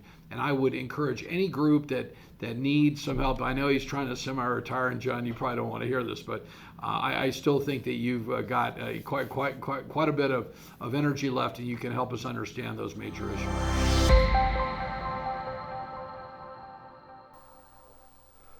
Good day. I'm John Husing, economist, who's studied the Inland Empire and the high desert for 55 years. So it's a subject that I really enjoy and one I've taken a lot of hard looks at. About 9 months ago, Joe Brady and I were having lunch, and he talked about finding people saying that they had a lot of concern about the way the high desert was evolving. And was there anything that we could do to identify the issues, talk about why they were arising, and then what might be done about them? I said to Joe, the first thing he needed to do was meet Barbara Sirotnik, shown here as well, and who you've just heard from. And Barbara is a professor at Cal State San Bernardino who specializes in, among other things, doing surveying. And so together they worked out, put online a survey that an unbelievable 13,000 residents answered. So that sort of gave us a picture of the issues. So my job, once those were identified, was to say, okay, let's look at the data to see if it supports what the public is saying. Let's analyze the data. And then I've never been one to believe the numbers were necessarily true. So I then set out and held 50 interviews with high desert leaders from both the public sector and the private sector, mostly private sector, asking them what they thought. And then combining those two things together, what I then have done is set out to explain what happened, why it happened, and then make some recommendations, which you'll hear now, about what might be done about it. When we say high desert, this is the area that I looked at. It's from Oak Hills to Barstow, from Pinion Hills to Lucerne Valley, the population and the companies that exist in that area. One of the things I've learned in the long time I've been watching Southern California, is that communities go through a 3-stage process by which they grow up or mature once they get added onto the greater Los Angeles area. I'm going to look at stage 1 of that and stage 2 of that, which apply to the high desert. Stage 1, to break it into 3 pieces, begins in a way that anybody that lives in the high desert knows. At some point, residential developers figured out they could no longer build a house that the middle class could afford anywhere else in the valleys. And so the market jumped up to the high desert really in the 2000s, very aggressively, which brought a lot of people. But when a lot of people moved, there were not a lot of jobs at that point. So one of the things you then ended up with is stage two. Suddenly commuting became a major issue because people had to go someplace else to go to work. The third piece of the puzzle occurred when enough people lived in the high desert for the retail and consumer services folks, people that are, in that case, cutting hair, styling hair, working in gyms, doing lawns, whatever. When they decided there was enough to expand in the high desert, what we call population serving jobs. So that's stage one in the process. Every area goes through it, and the high desert has been in it up until right now. When we look at why this goes on, first of all, this is a chart of prices. Prices in the high desert versus the rest of the Inland Empire, LA County, and Orange County. High desert, this is first quarter 2020. The middle price home, half above, half below, was at $337,000. It was $262,000 for existing homes. But if I put these circles on here, first of all, in the new home market, you save well over $100,000 if you move to the high desert from the rest of the Inland Empire. It's over $300,000 if you move to the high desert from LA County, and nearly $600,000 if you move from Orange County. That's new homes. If we look at existing homes, coming from the rest of the Inland Empire, you save almost exactly $100,000. People coming from LA would save $400,000, and coming from Orange, about $550,000. So there's a huge financial incentive in the housing market to migrate up to the high desert. This is also true when we look at rental levels, folks that can't afford to buy but are looking to rent. These are apartment rents. And what you see is if you come from the rest of the Inland Empire, you save $360 a month, $976 a month coming from Orange County, and $1,124 a month coming from LA County. That is why a lot of people have gone up to live in apartments. In terms of single family rentals, as you can see from the yellow bars on here, compared to the high desert, you save substantially renting a home monthly compared to the Inland Empire and the other coastal counties. Now the result of those three phenomena, and there we see the savings on monthly rents. What we've seen is enormous population growth in the high desert, particularly from 2010 to 2020. You can see how steep the line is of growth. You see in the circle, 37.8% growth in that 10-year period. It has continued growing since 2010, but slower. It's up 11.7%. That was adding 45,000 people versus 106 in the earlier decade. The slowdown has been because of a combination of economic phenomena such as the mortgage meltdown that occurred. Now, one of the things, if you look at what kind of jobs exist in the high desert, you'll see here that the biggest slice of the pie is retail, followed by education, by health, and then the combination of all of the smaller sectors, dry cleaners, people that are, again, working in hair salons, people working in gyms. Overwhelmingly, those are the kinds of jobs that exist in the high desert. They are called population serving jobs, and this is part of what grows up when the population gets large enough. What's missing are higher paying sectors.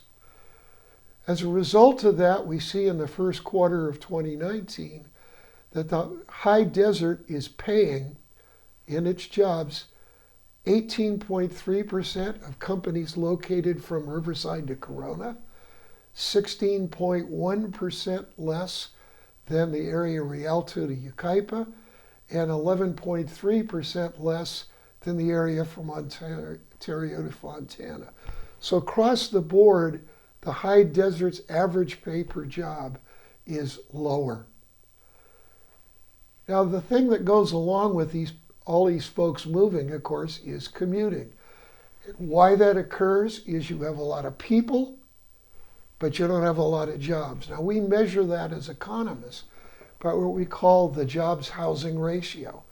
And what it says is for every house in Southern California, you need 1.26 jobs. The fact is the high desert only has 0.73 jobs. So it's way below what's necessary. The consequence is commuting. These are round trip minutes. 78.2 minutes on average across the entire high desert, but go all the way up to 96.8 from Hallandale, 96 from Hesperia, versus San Bernardino County, despite the long commutes people in the valleys take into LA and Orange, is down at 63.4, basically a little over an hour.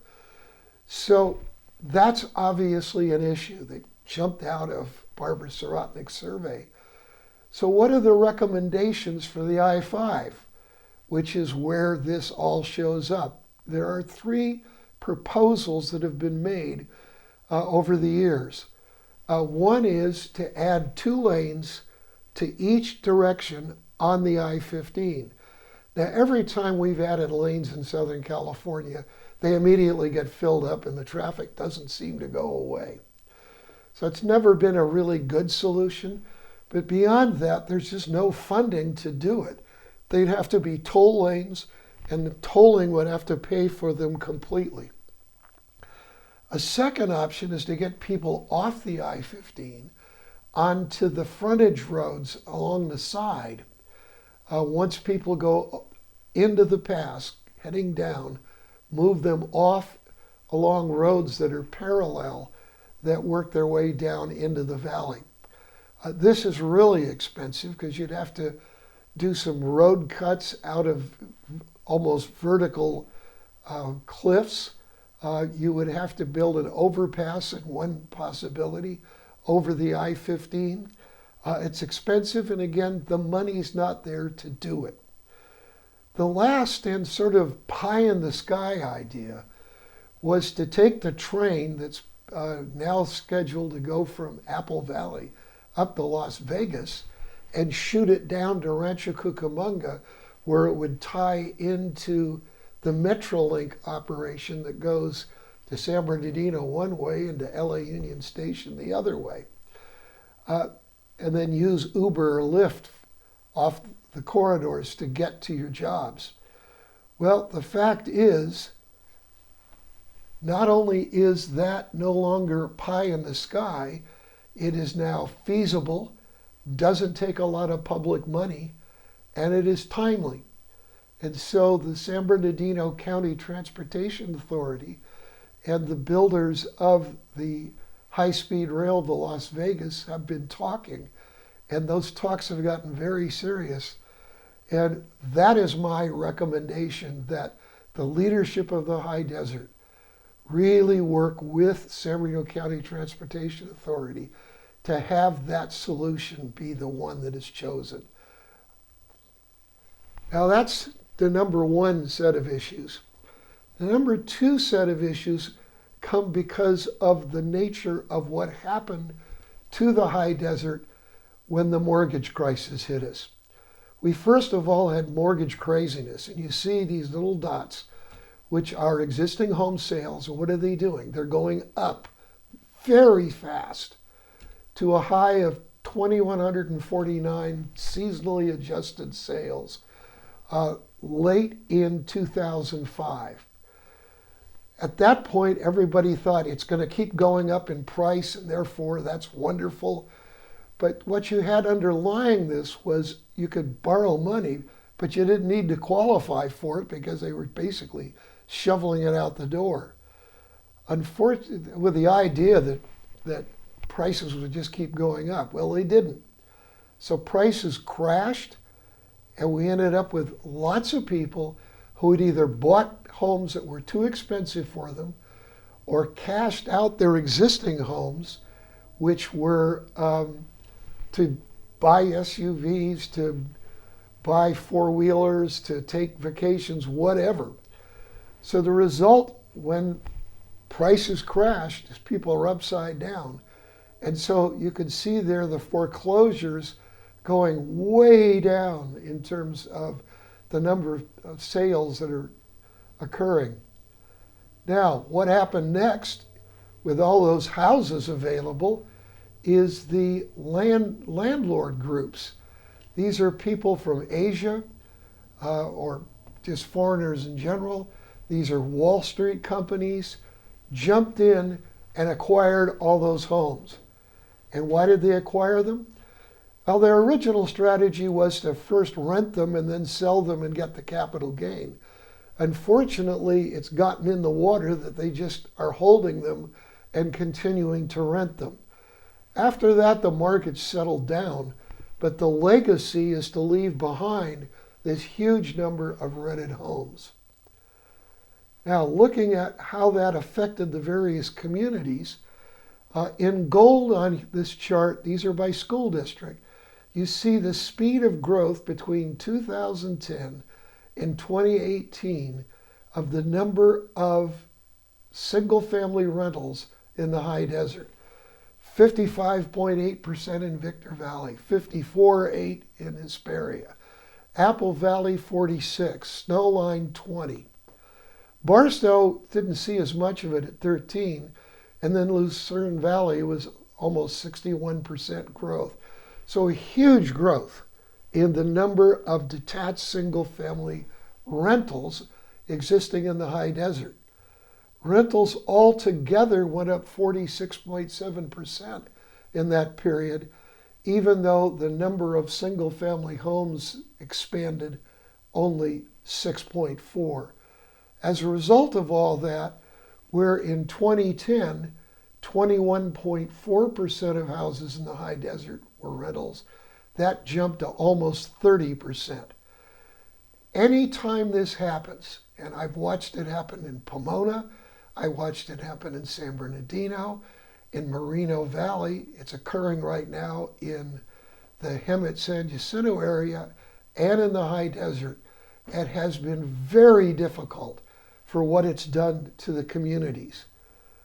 First of all, you end up with a ton of code enforcement issues for abandoned homes, for homes where the renters aren't taking care of the property. You know, if I rent a home from you and I put my elbow through the wall, I call you up and say there's a hole in the wall. If I own the home and I put my elbow through the wall, my wife's liable to hit me with a bat.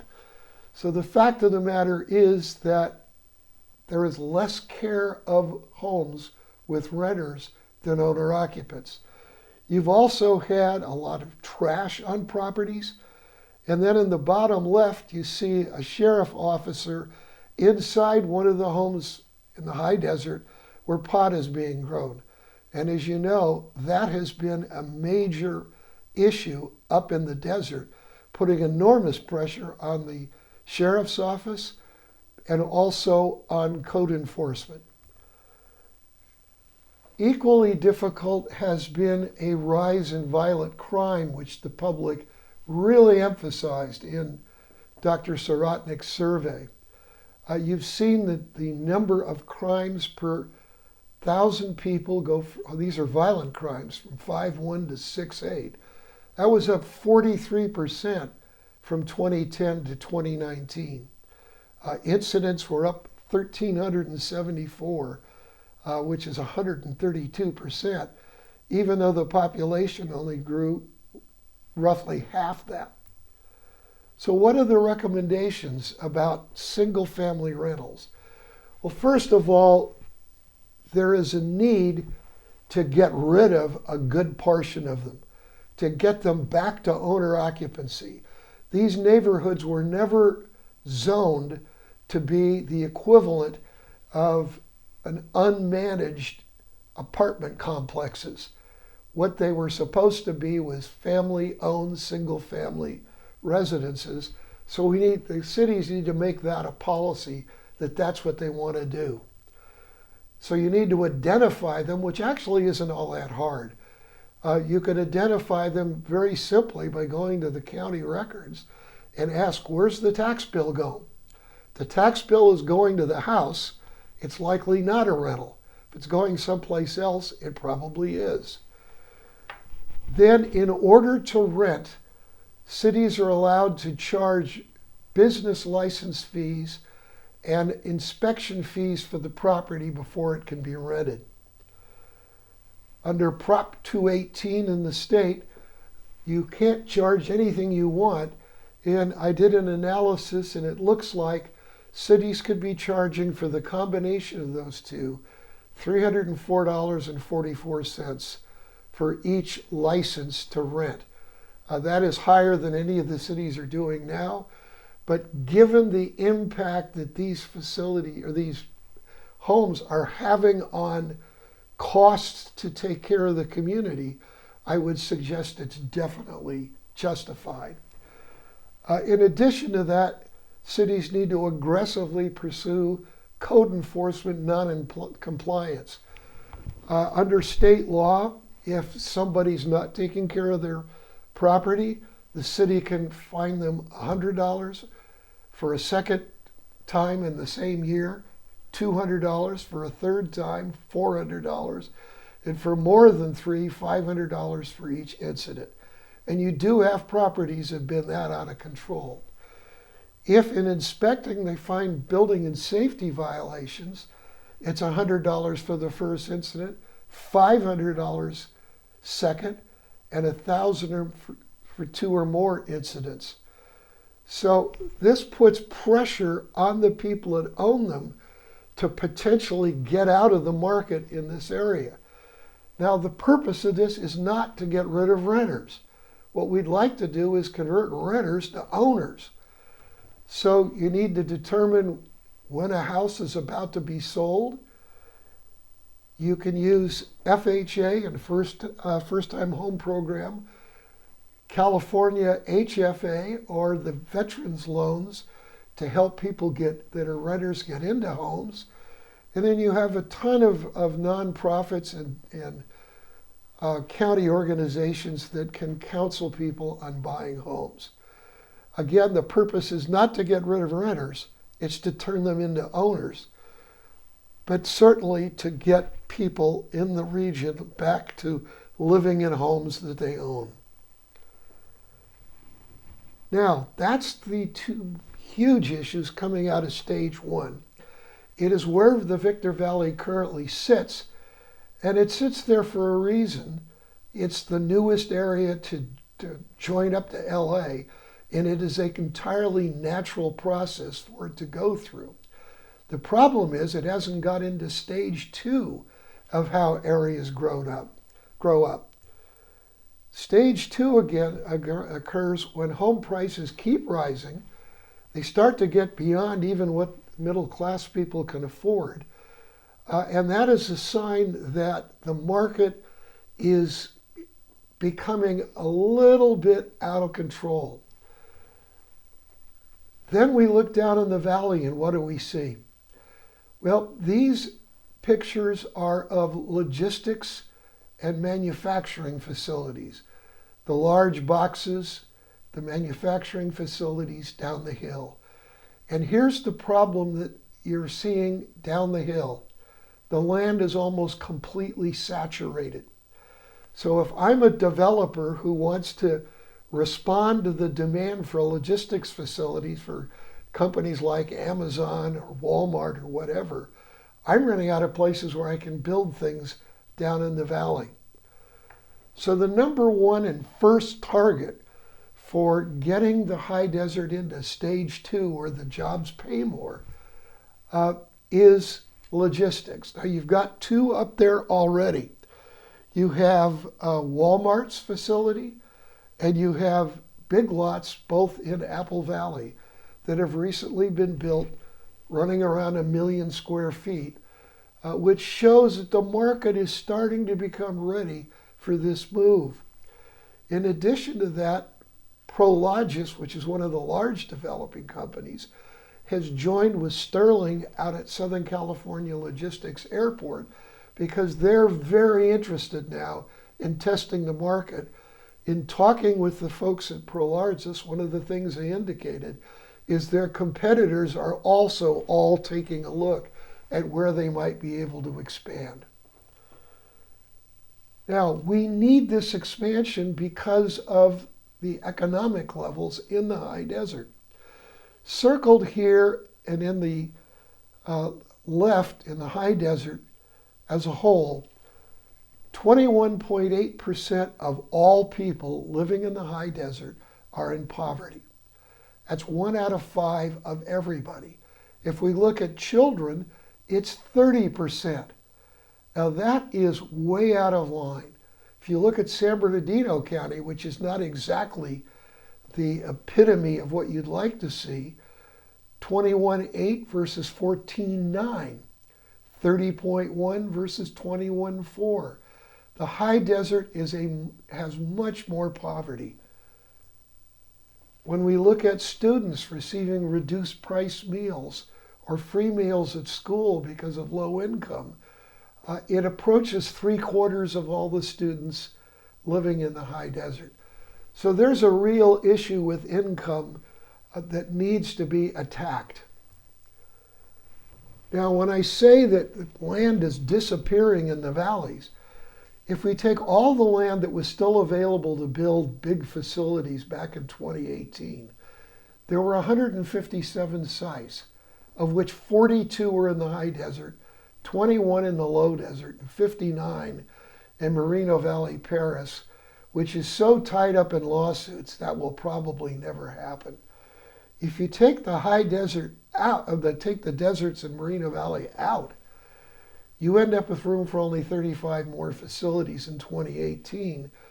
And in 2019, there was 27.1 million square feet of these facilities being built, which is the equivalent of 27 million square foot facilities. So the market in the valleys is now needing to go someplace else. The most evident sign of this was Amazon's most recent facility, which is being built and just opened in Beaumont.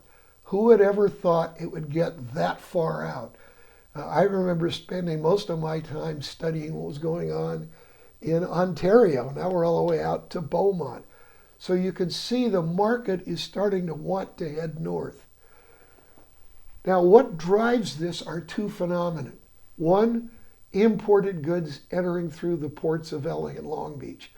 This is a chart of the number of containers. We measure them as 20-foot equivalent units of containers. The peak was in 2018. It fell to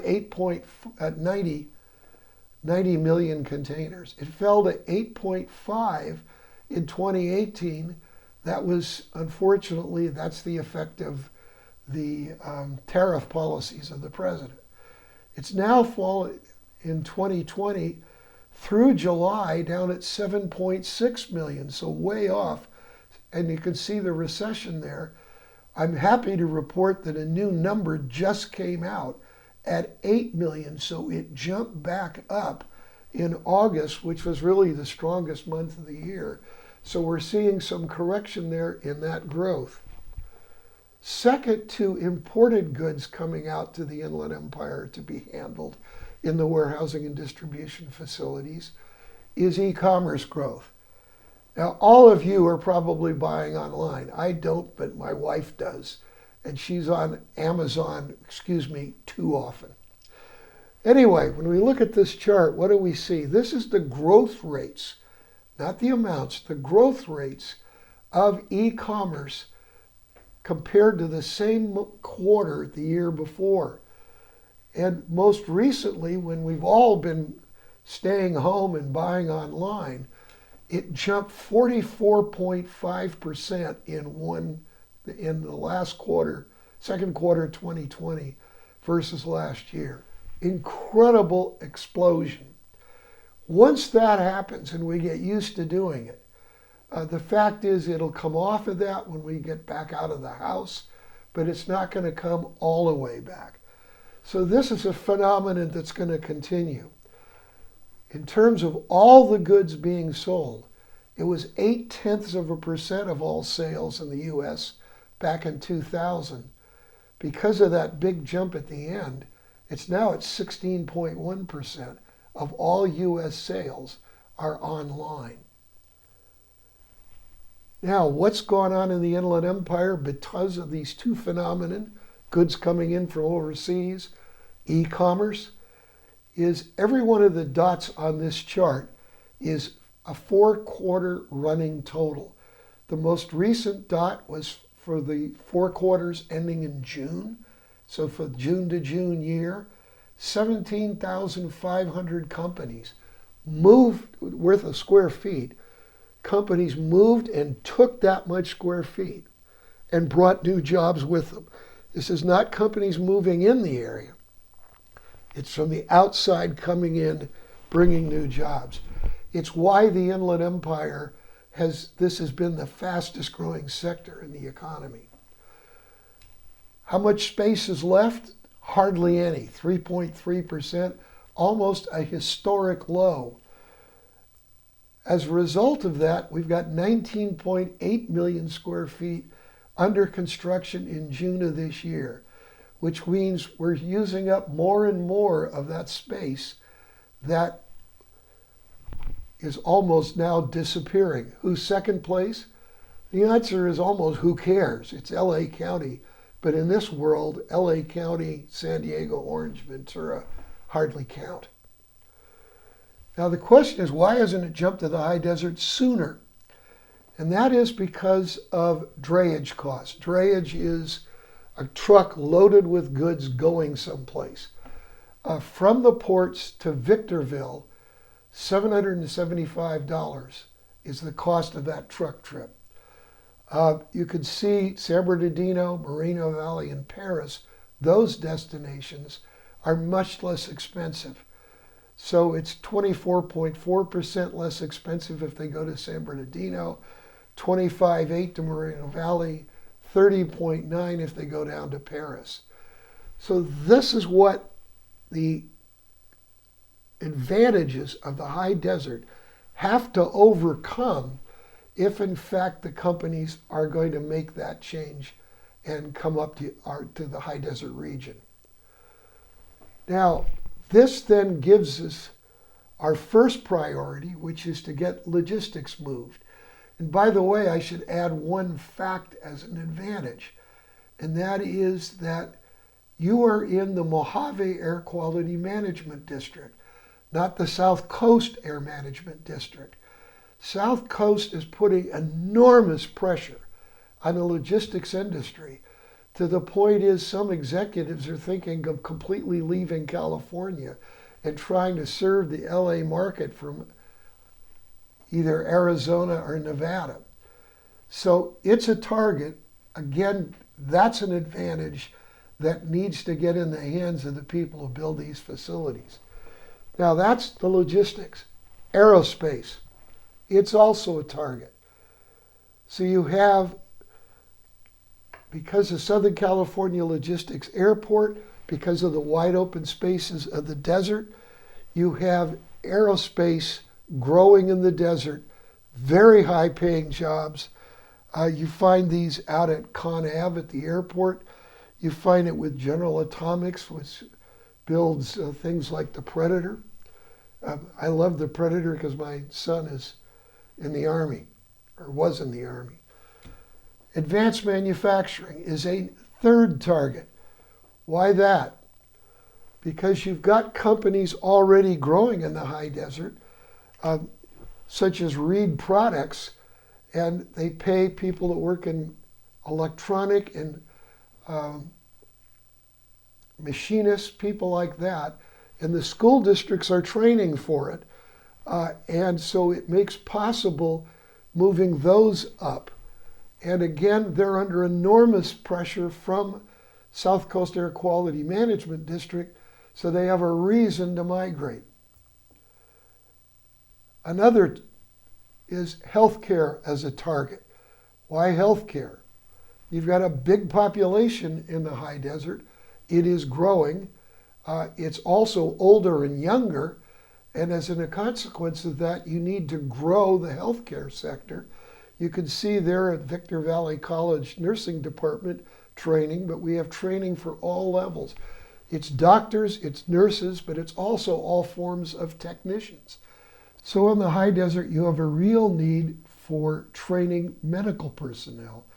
This is a picture of Victor Valley College's nursing department.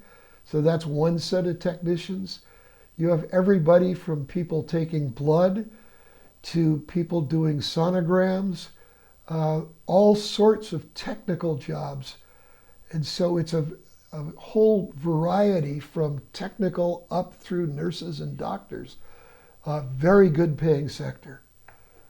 And another target is construction, both residential, which you've seen before and is starting to pick up again, but on the right tilt up where they take these concrete sides and tilt them up for the large facilities. That'll go along, those jobs will go along with what takes place when we start getting the logistics industry and some of these other sectors to move up.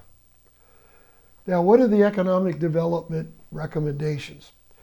On 2 occasions in the last 20 years, the high desert has tried to form operations to reach out to people that aren't in the area to bring their companies into the high desert. They were largely city-based, and in both cases, they fell apart. Now, I've had a lot of experience in creating economic development operations, and my recommendation is to form the High Desert Economic Partnership. This would not be built around cities or the county. It would be built around a private sector board from the high desert's more successful companies. I interviewed 50 leaders, a large number of them running successful companies, tossed this idea out, got very little pushback. I would see somebody on the executive committee of this group, which would be the one that hired the executive director and approved the strategy,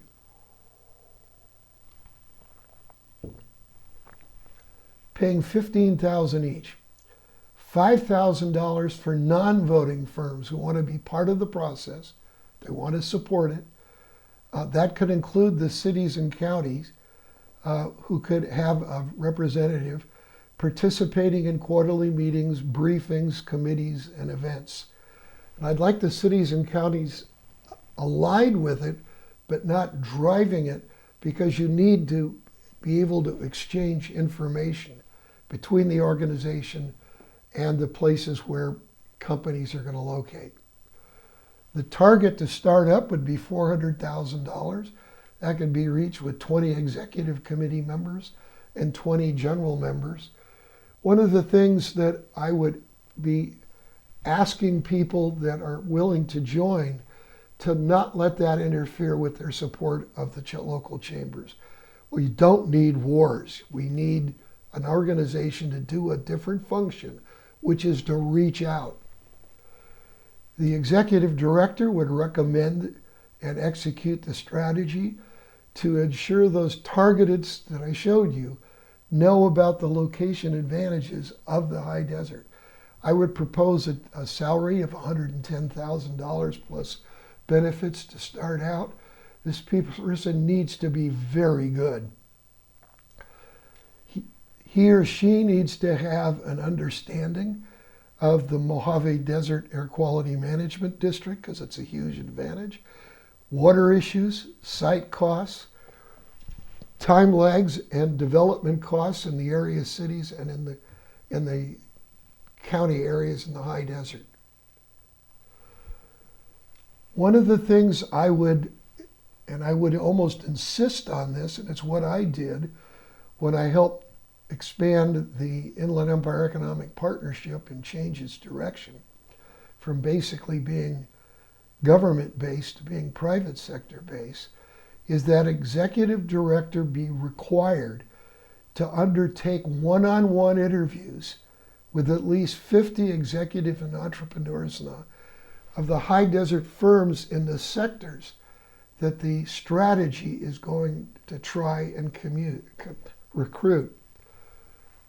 Obviously, that person would hire staff that can be afforded. It would be hoped to take some pressure off that one entity, whether a business or a local government entity, provide free office space to get started. Now, there's two things that you really can do in economic development, and only two. One is you need to be able to show what the advantages of the high desert are to firms that more than likely don't know about it. Not so much firms, but the companies they go to when they're making a decision to locate. So location consultants are the target market, because a lot of them have no idea what we're talking about here in terms of the advantages of the high desert. The second thing they need to be doing is to work on spotted disadvantages that the high desert has and start working to fix those. And so you need to pressure agencies to do that. Now, law enforcement was a huge issue that came out of Barbara's survey. This are the violent crimes per 1,000 people in the major cities of the Inland Empire, as well as in all the cities of the high desert. As you can see, the high desert at 6.8 is higher than the city of San Bernardino, and the city of San Bernardino is one of the worst in the state. That kind of shows you the difficulty. Higher than the high desert average, Victorville and Adelanto and Barstow quite a bit higher.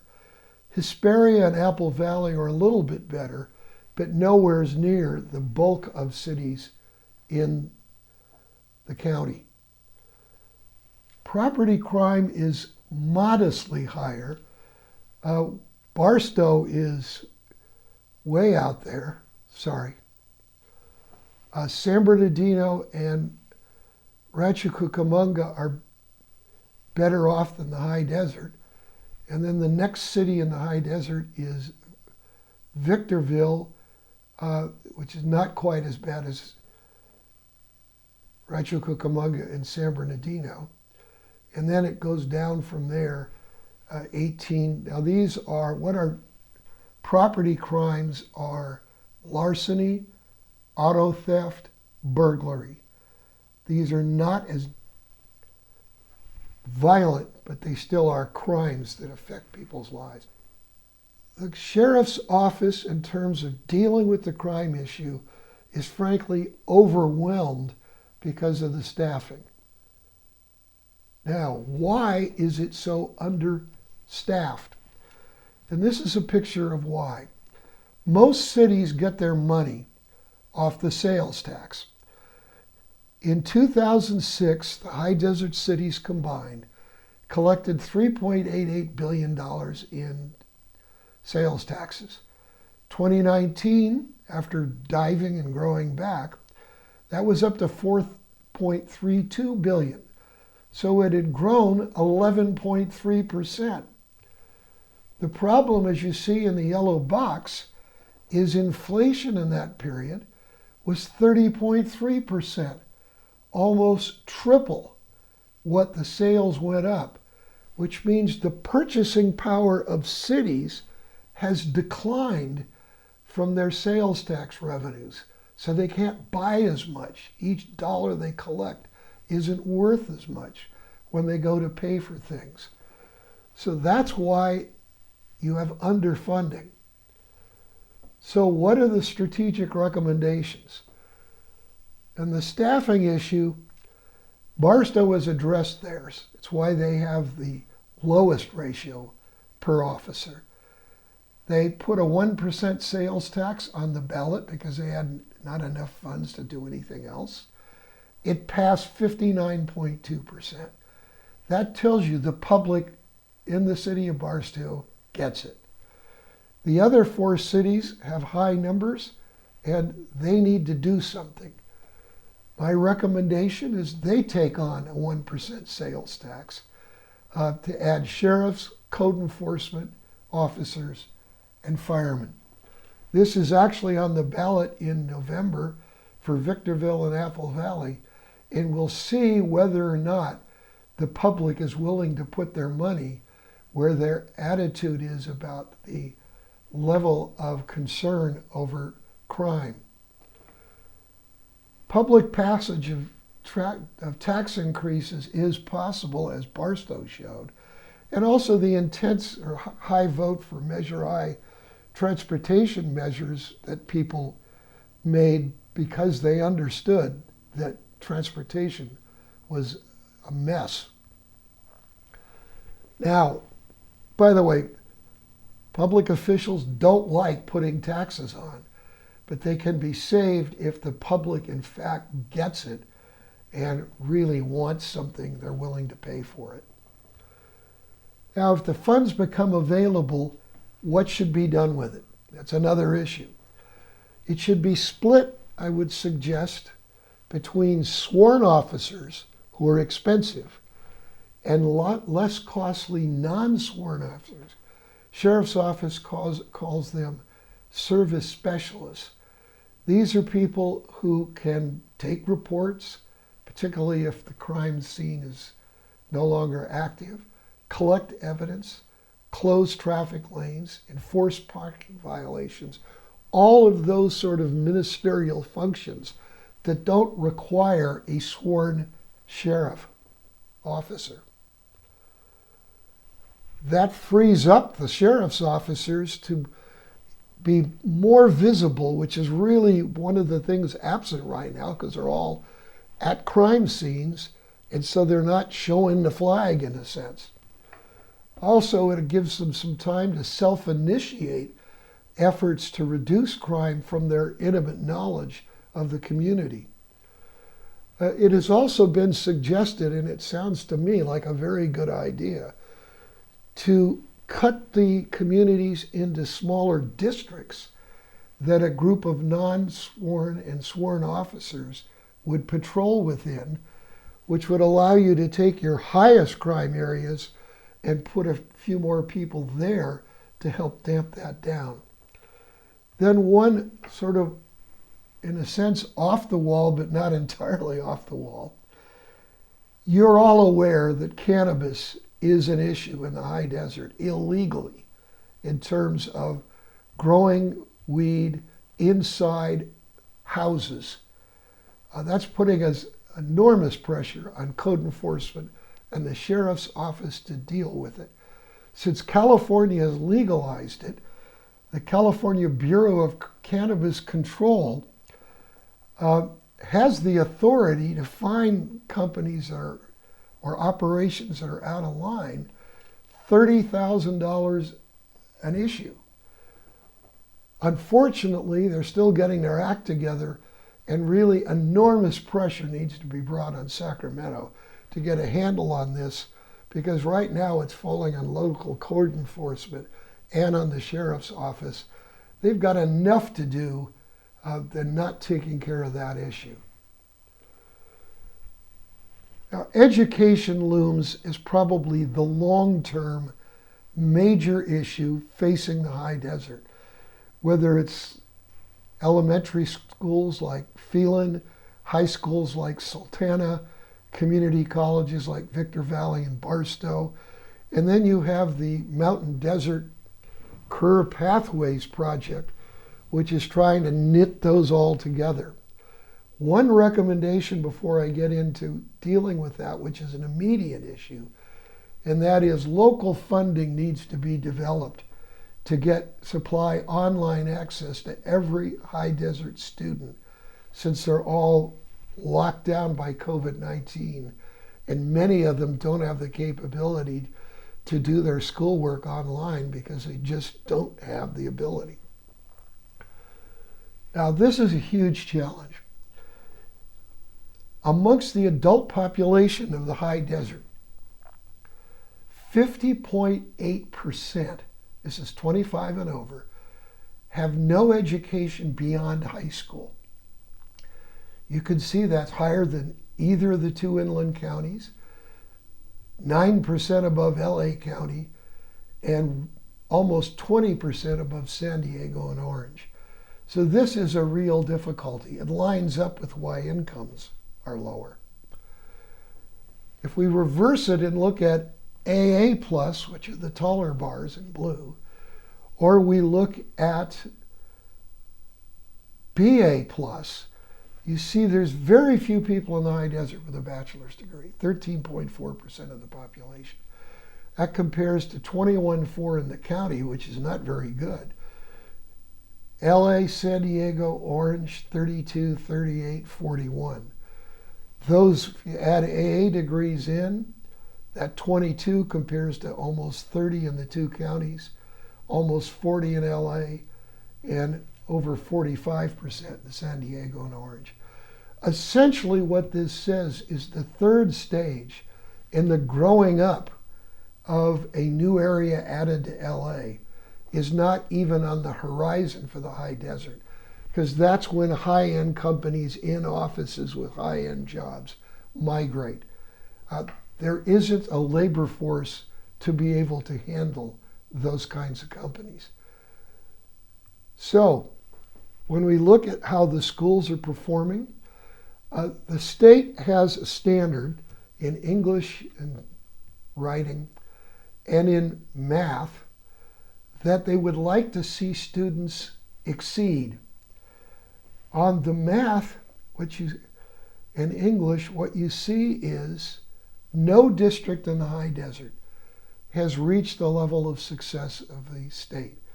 In English, slightly over half of students have excelled that level. In math, about 40% in the state.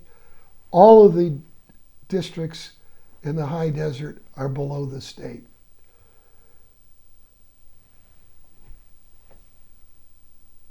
The county comes in at 44.8 on English, and the county comes in at 31.5 on math. The two districts that have done the best on these standards are Hellendale Elementary, below the state but above the county, and Hellendale and Snowline in mathematics, below the state and above the county. After that, all of the districts are below the county. And again, the county's numbers aren't all that great to begin with. So motivating students to want to succeed is a huge issue. So the question is how?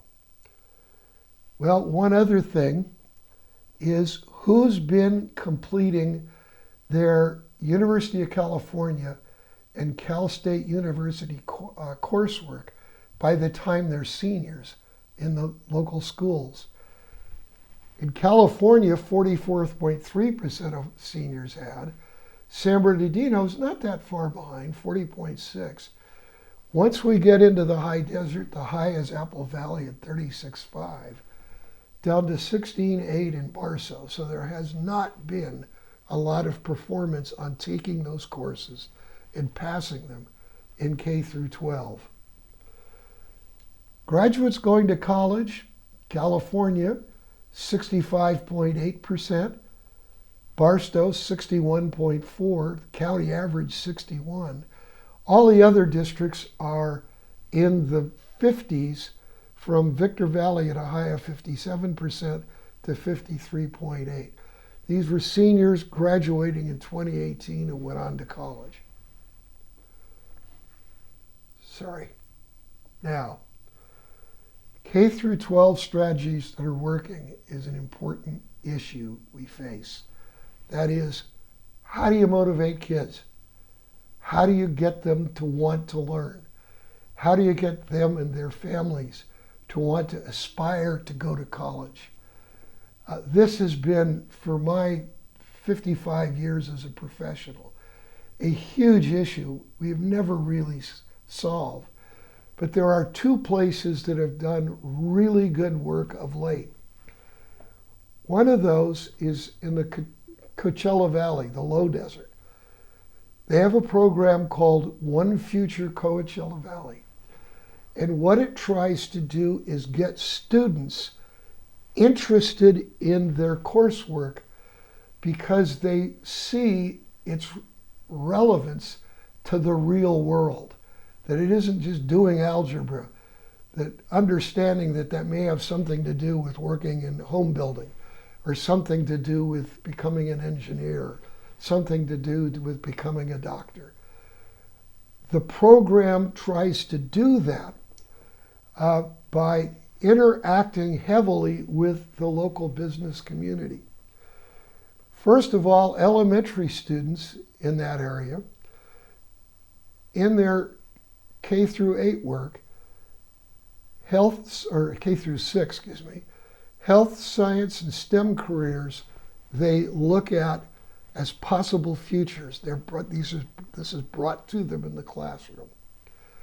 When they get to the 6th to 12th grade, career academies have been set up in the high schools where, because of looking around, students realize that this is something they'd like to explore more.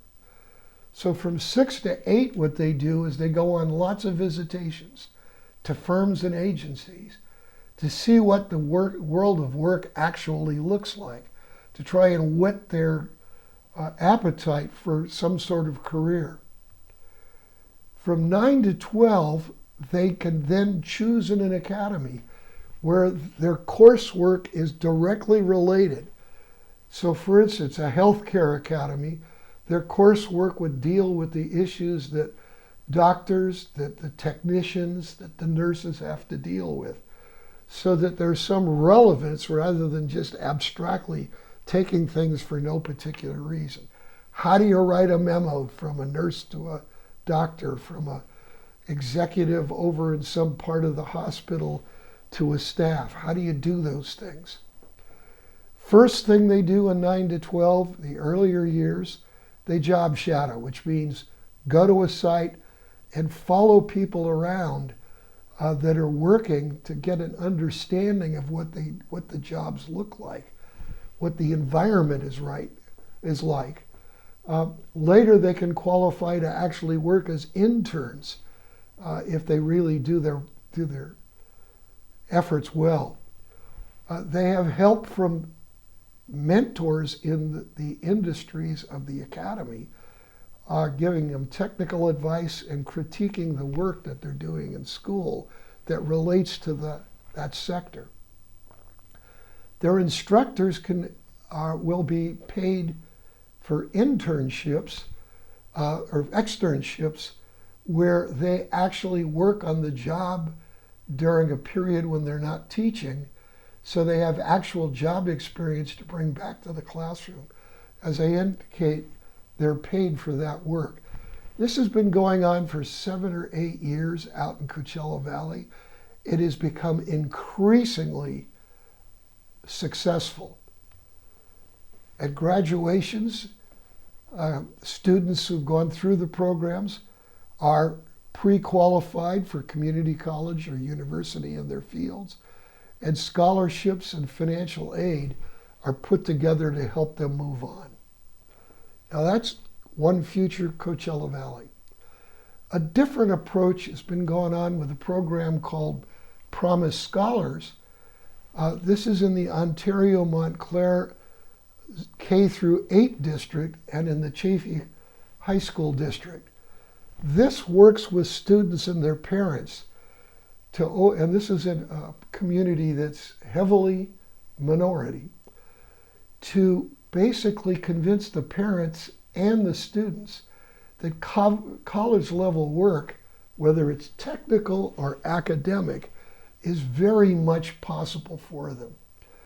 It works hard to get parents to understand what a college environment, whether it's at a community college or at a four-year college, what that looks like and how students like their own are succeeding. The program also provides classwork and tutoring to ensure that the students who go through the program are ready for college level work. Students are given 3 guarantees. 1, they finish the program all the way through senior year, they'll be ready for college. Number 2, they are guaranteed admission to any of the schools in San Bernardino and Riverside County. And then 3, they will be given financing to afford it.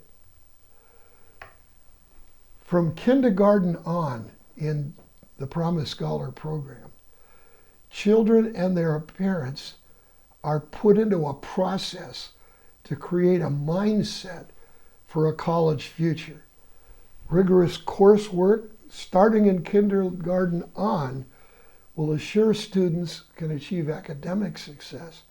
Students are available for those who, or tutors are available for students that are falling behind. Parallel with what's going on in the classroom, support programs are in place that embrace college students by taking parents and students on visits to the campuses of different types of community colleges and universities. Parental workshops are run. Class exploration, career exploration classes are put on. And also in the evening, local leaders with whom parents should be able to identify put on discussions explaining their own educational paths and careers in the field to show that it is very possible for the students and the parents to achieve this. Seniors, when they get there, are assisted in comparing different career training types, the value and cost of different kinds of colleges. They get assistance with college applications, with financial applications, and they're put through workshops to try and get scholarships and financial aid. AmeriCorps was tapped, so members of that assist in the process, as to volunteers, plus the cities are involved, and nonprofit financing. Every major public and private college and university in the urban areas is involved in the Promise Scholar program. Again, highly successful, where before they started it, 40% of high school students were going on to college. That was raised to 60%. A huge victory. So those are strategies. And what is recommended for the high desert? 2 key elements. You really need to involve the parents all the way through, but particularly in the elementary grades. Second, you need high-level business involvement to ensure that students see the relevancy of their educations to the working world. The elementary school recommendations is that the Promise Scholar strategy be used so that students and parents get the mindset of going on to college. Remember, a lot of the parents themselves have had no such experience. The provision of a guarantee of interest to community college or university and financing if the student stays in the program is a key element. Discussions need to be held between local elementary school principals and Leslie Sorensen, who is the prime mover of Promise Scholars in the Coachella Valley. For middle and high schools, what I would recommend is the Promise Scholar operation continue on, but simultaneously that what goes on is you add the One Future Coachella Valley framework so that students by their 6th grade are hopefully beginning to think about, what's this all about? Why am I in school? What am I going to end up doing when I get out? So that's where the job visitations on sites of various kinds would occur. 9th to 12th would be access to academies in key districts with job shadowing, and that the academies could be in the high desert pretty much the same sectors I talked about in terms of targeting: aerospace, healthcare, logistics, mining, construction, manufacturing, since those are the key sectors of the high desert. So folks can, or students can, get the idea of what's it like to work in those sectors that are in the high desert and should be growing in the high desert as we move forward. Again, the paid externships for teachers is important. Here you need to have discussions between the K-12 community college leaders and the Mountain Desert Economic Partnership or Joint Power Agency. Those need to be working with Sheila Thornton. Sheila was the one who thought up and executed One Future Coachella Valley. I worked with the Coachella Valley Economic Partnership to put this together. Now that's K through 12. College education, if we look at enrollment, 1288 at Victor Valley, 2865 at Barstow, so a total of about 15,000 in 2019. There are 4 tracks that people go on, 5 tracks, in the community colleges. The graduates in 2019, 1,140 went on to college. 1,462 got Associate Arts, not necessarily going on to college. 2,934 career technical education, which is a major push now by the state to train people to work in the kind of industries in the various communities. In this case, the communities would be the high desert. Certificates of things like fire science, working with ambulances, that sort of thing, 409.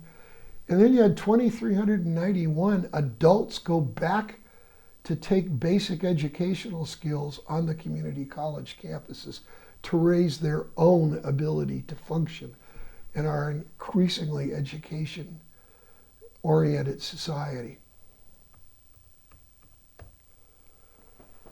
Now, that's the community colleges. The 4-year colleges, you've got several private schools from Azusa Pacific through Park University, which is co-located at Victor Valley College. The problem for 4-year colleges is there really isn't a public school in the high desert.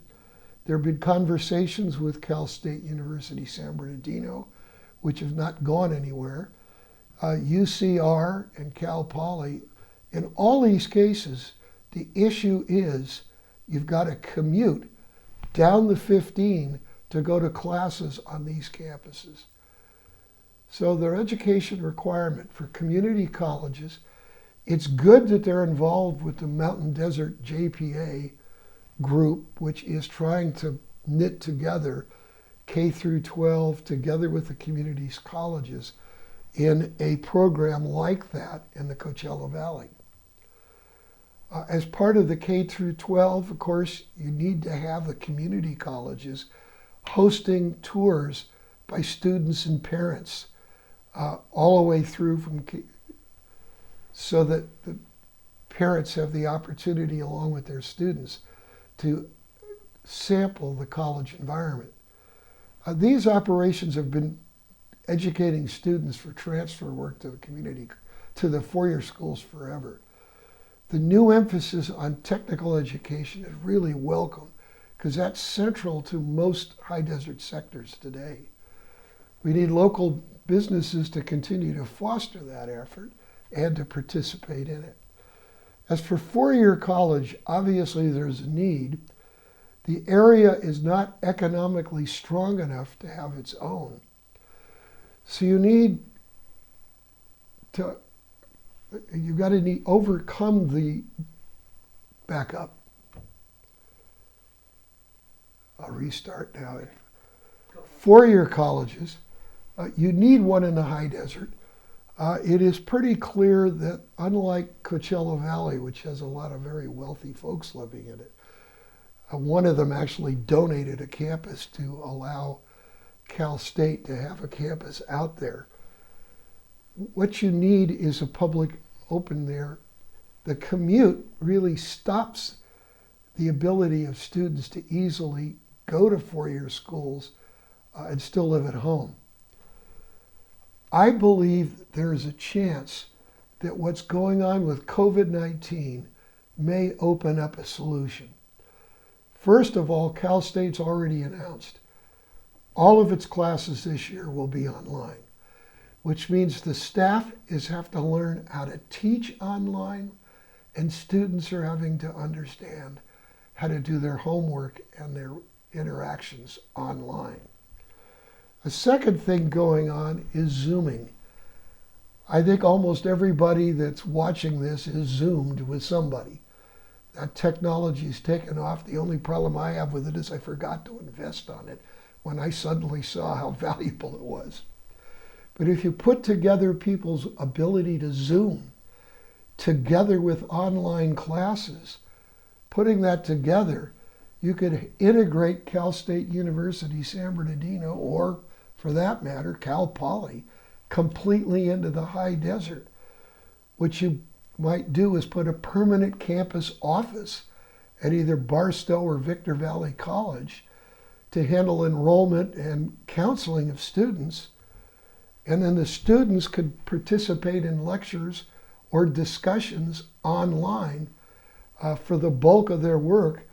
And once we get out of COVID, occasionally go down to the campus for testing or some other issue.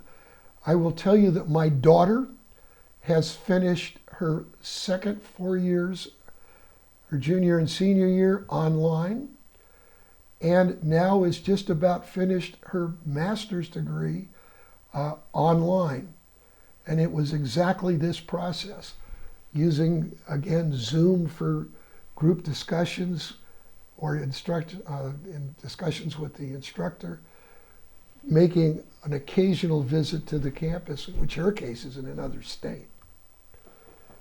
And finally, the last issue, homelessness. These are the major concentration of the homeless population in San Bernardino County in April 2020. There were 1,056 in San Bernardino. In all the high desert cities combined, there were 646. Of those, 451 were in Victorville. Interestingly enough, where I live in Redlands was, next after Victorville with 186. So no community is completely immune to this issue, but it's really a major one in the high desert. San Bernardino, of course, is catastrophic. If we look at how it's increased in the high desert, it went from 456 in 2019 to 646 in 2020. Victorville, if you see over there on the left, has gone from 333 to 451. Barstow, it jumped from 62 to 108. So that's where it is located. So how can we handle the homeless situation? First of all, nobody's come up with a good solution. So lots of things have been tried. I'd like to look at what is moving ahead in the high desert, which seems to have some possibilities. So here are the recommendations. First of all, there is a Desert Regional Steering Committee on homelessness, and it has several priorities. It's time to get from the priorities and the conversation to the implementation phase. First of all, this requires a regional solution. There are two cities that are not formally part of that discussion of the steering committee, it would be helpful if they became formal members of it. Their major priority is to build a wellness and recuperative care center in the city of Victorville on city-owned property. Remember, Victorville has the heaviest concentration of homeless in the high desert. It would have 100 beds for men and women and families, and 50 for those needing medical treatment. That 50 is important because right now, if a homeless person is in the hospital, gets medical treatment, they cannot be released from those expensive beds until they are completely cured. So this would be financially very helpful. At the center, nonprofits and agencies could do mental health work, job and housing assistance. There'd be pet kennels and storage lockers, and places for the homeless to hang besides on street corners. This is being done through, or paid for, hopefully from grant applications to the state, to the Department of Homeless Housing Assistance and Prevention, and a program called Home Key Funding. Victorville has approved the applications. It is awaiting county approval to go forward. In addition to that center, a second issue is the county has been reconditioning the Queens Motel in North Victorville to provide transitional housing for 30 homeless people. It was to open in August. It needs to get open if it hasn't already. This does not really help Barstow, which is too far away for a shelter in Victorville. So the city itself has to identify a site, apply for $600 million in California Home Key funding, which is a program available to take a site and create shelter. And it will need the county endorsement. Another thing that needs to be done is to increase family housing in the various communities on locations where you have dilapidated buildings that can be rehabilitated.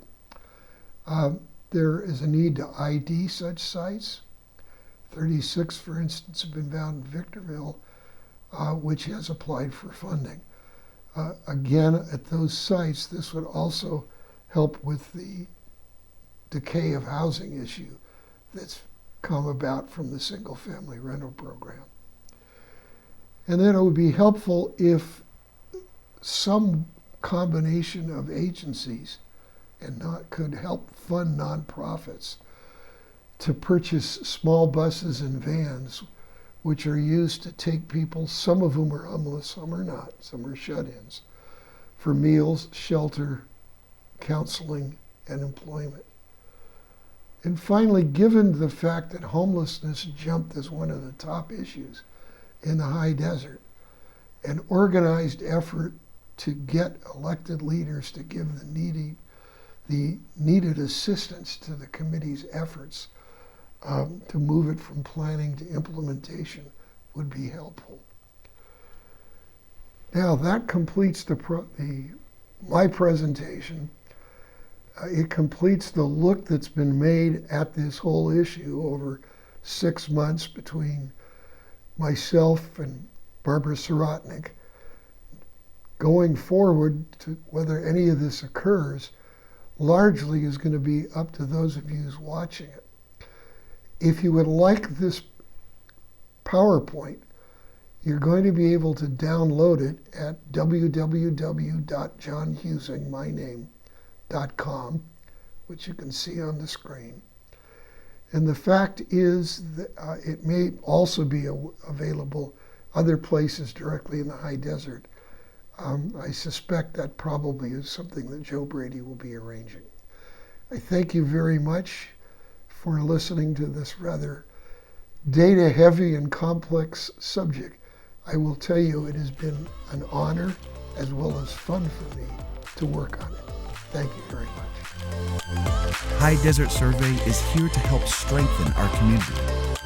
Visit us online at www.highdesertsurvey.com or find us on social media by searching High Desert Survey.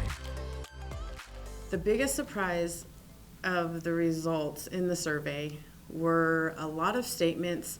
Well, my favorite part were the statements of where everybody loved the high desert, but.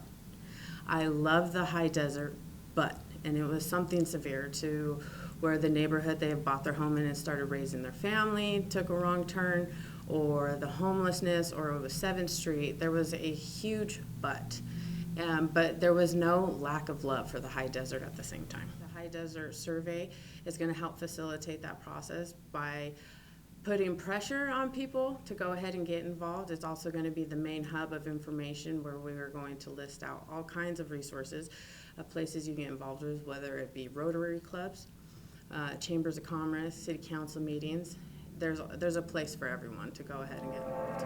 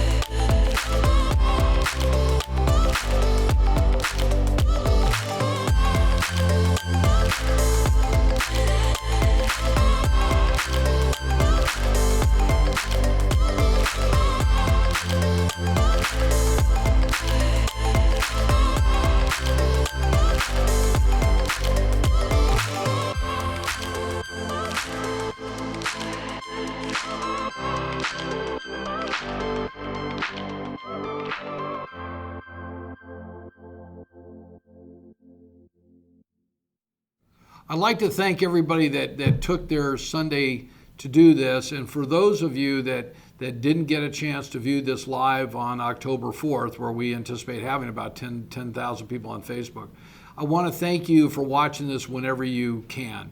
I thank you for sharing this. Again, this is not about, this is about trying to find a solution to the issues in the high desert region, and to challenge each and every one of you to say, okay, what can be your part to do this? If we want to change things, it's going to take all of us to do it. So on behalf of my wife, Deborah K. Brady, Taylor Titus in our office, April Tyler that used to work with us that is now in Utah, Nikki Metzger, our Director of Marketing, Francisco Diaz, our Vice President, Anthony Diaz. And last, I want to give a personal plug to somebody that has been with our firm for the last 6 years, Paul A. Casilla. Paul, I want to thank you personally for reminding me how important J.J. Borges and Cleet and how important you thought he was to talk to us. And I just want to thank you on behalf of the balance of people in the office, but most importantly, the 13,075 people that responded and all those people who are watching today. God bless you, Paul. And most importantly, all of our clients, I thank you in advance for allowing us to participate in this, and I look forward to being a part of the bigger picture and the solution in the future. Thank you. High Desert Survey is here to help better our community. Visit us online at www.highdesertsurvey.com or find us on social media by searching High Desert Survey.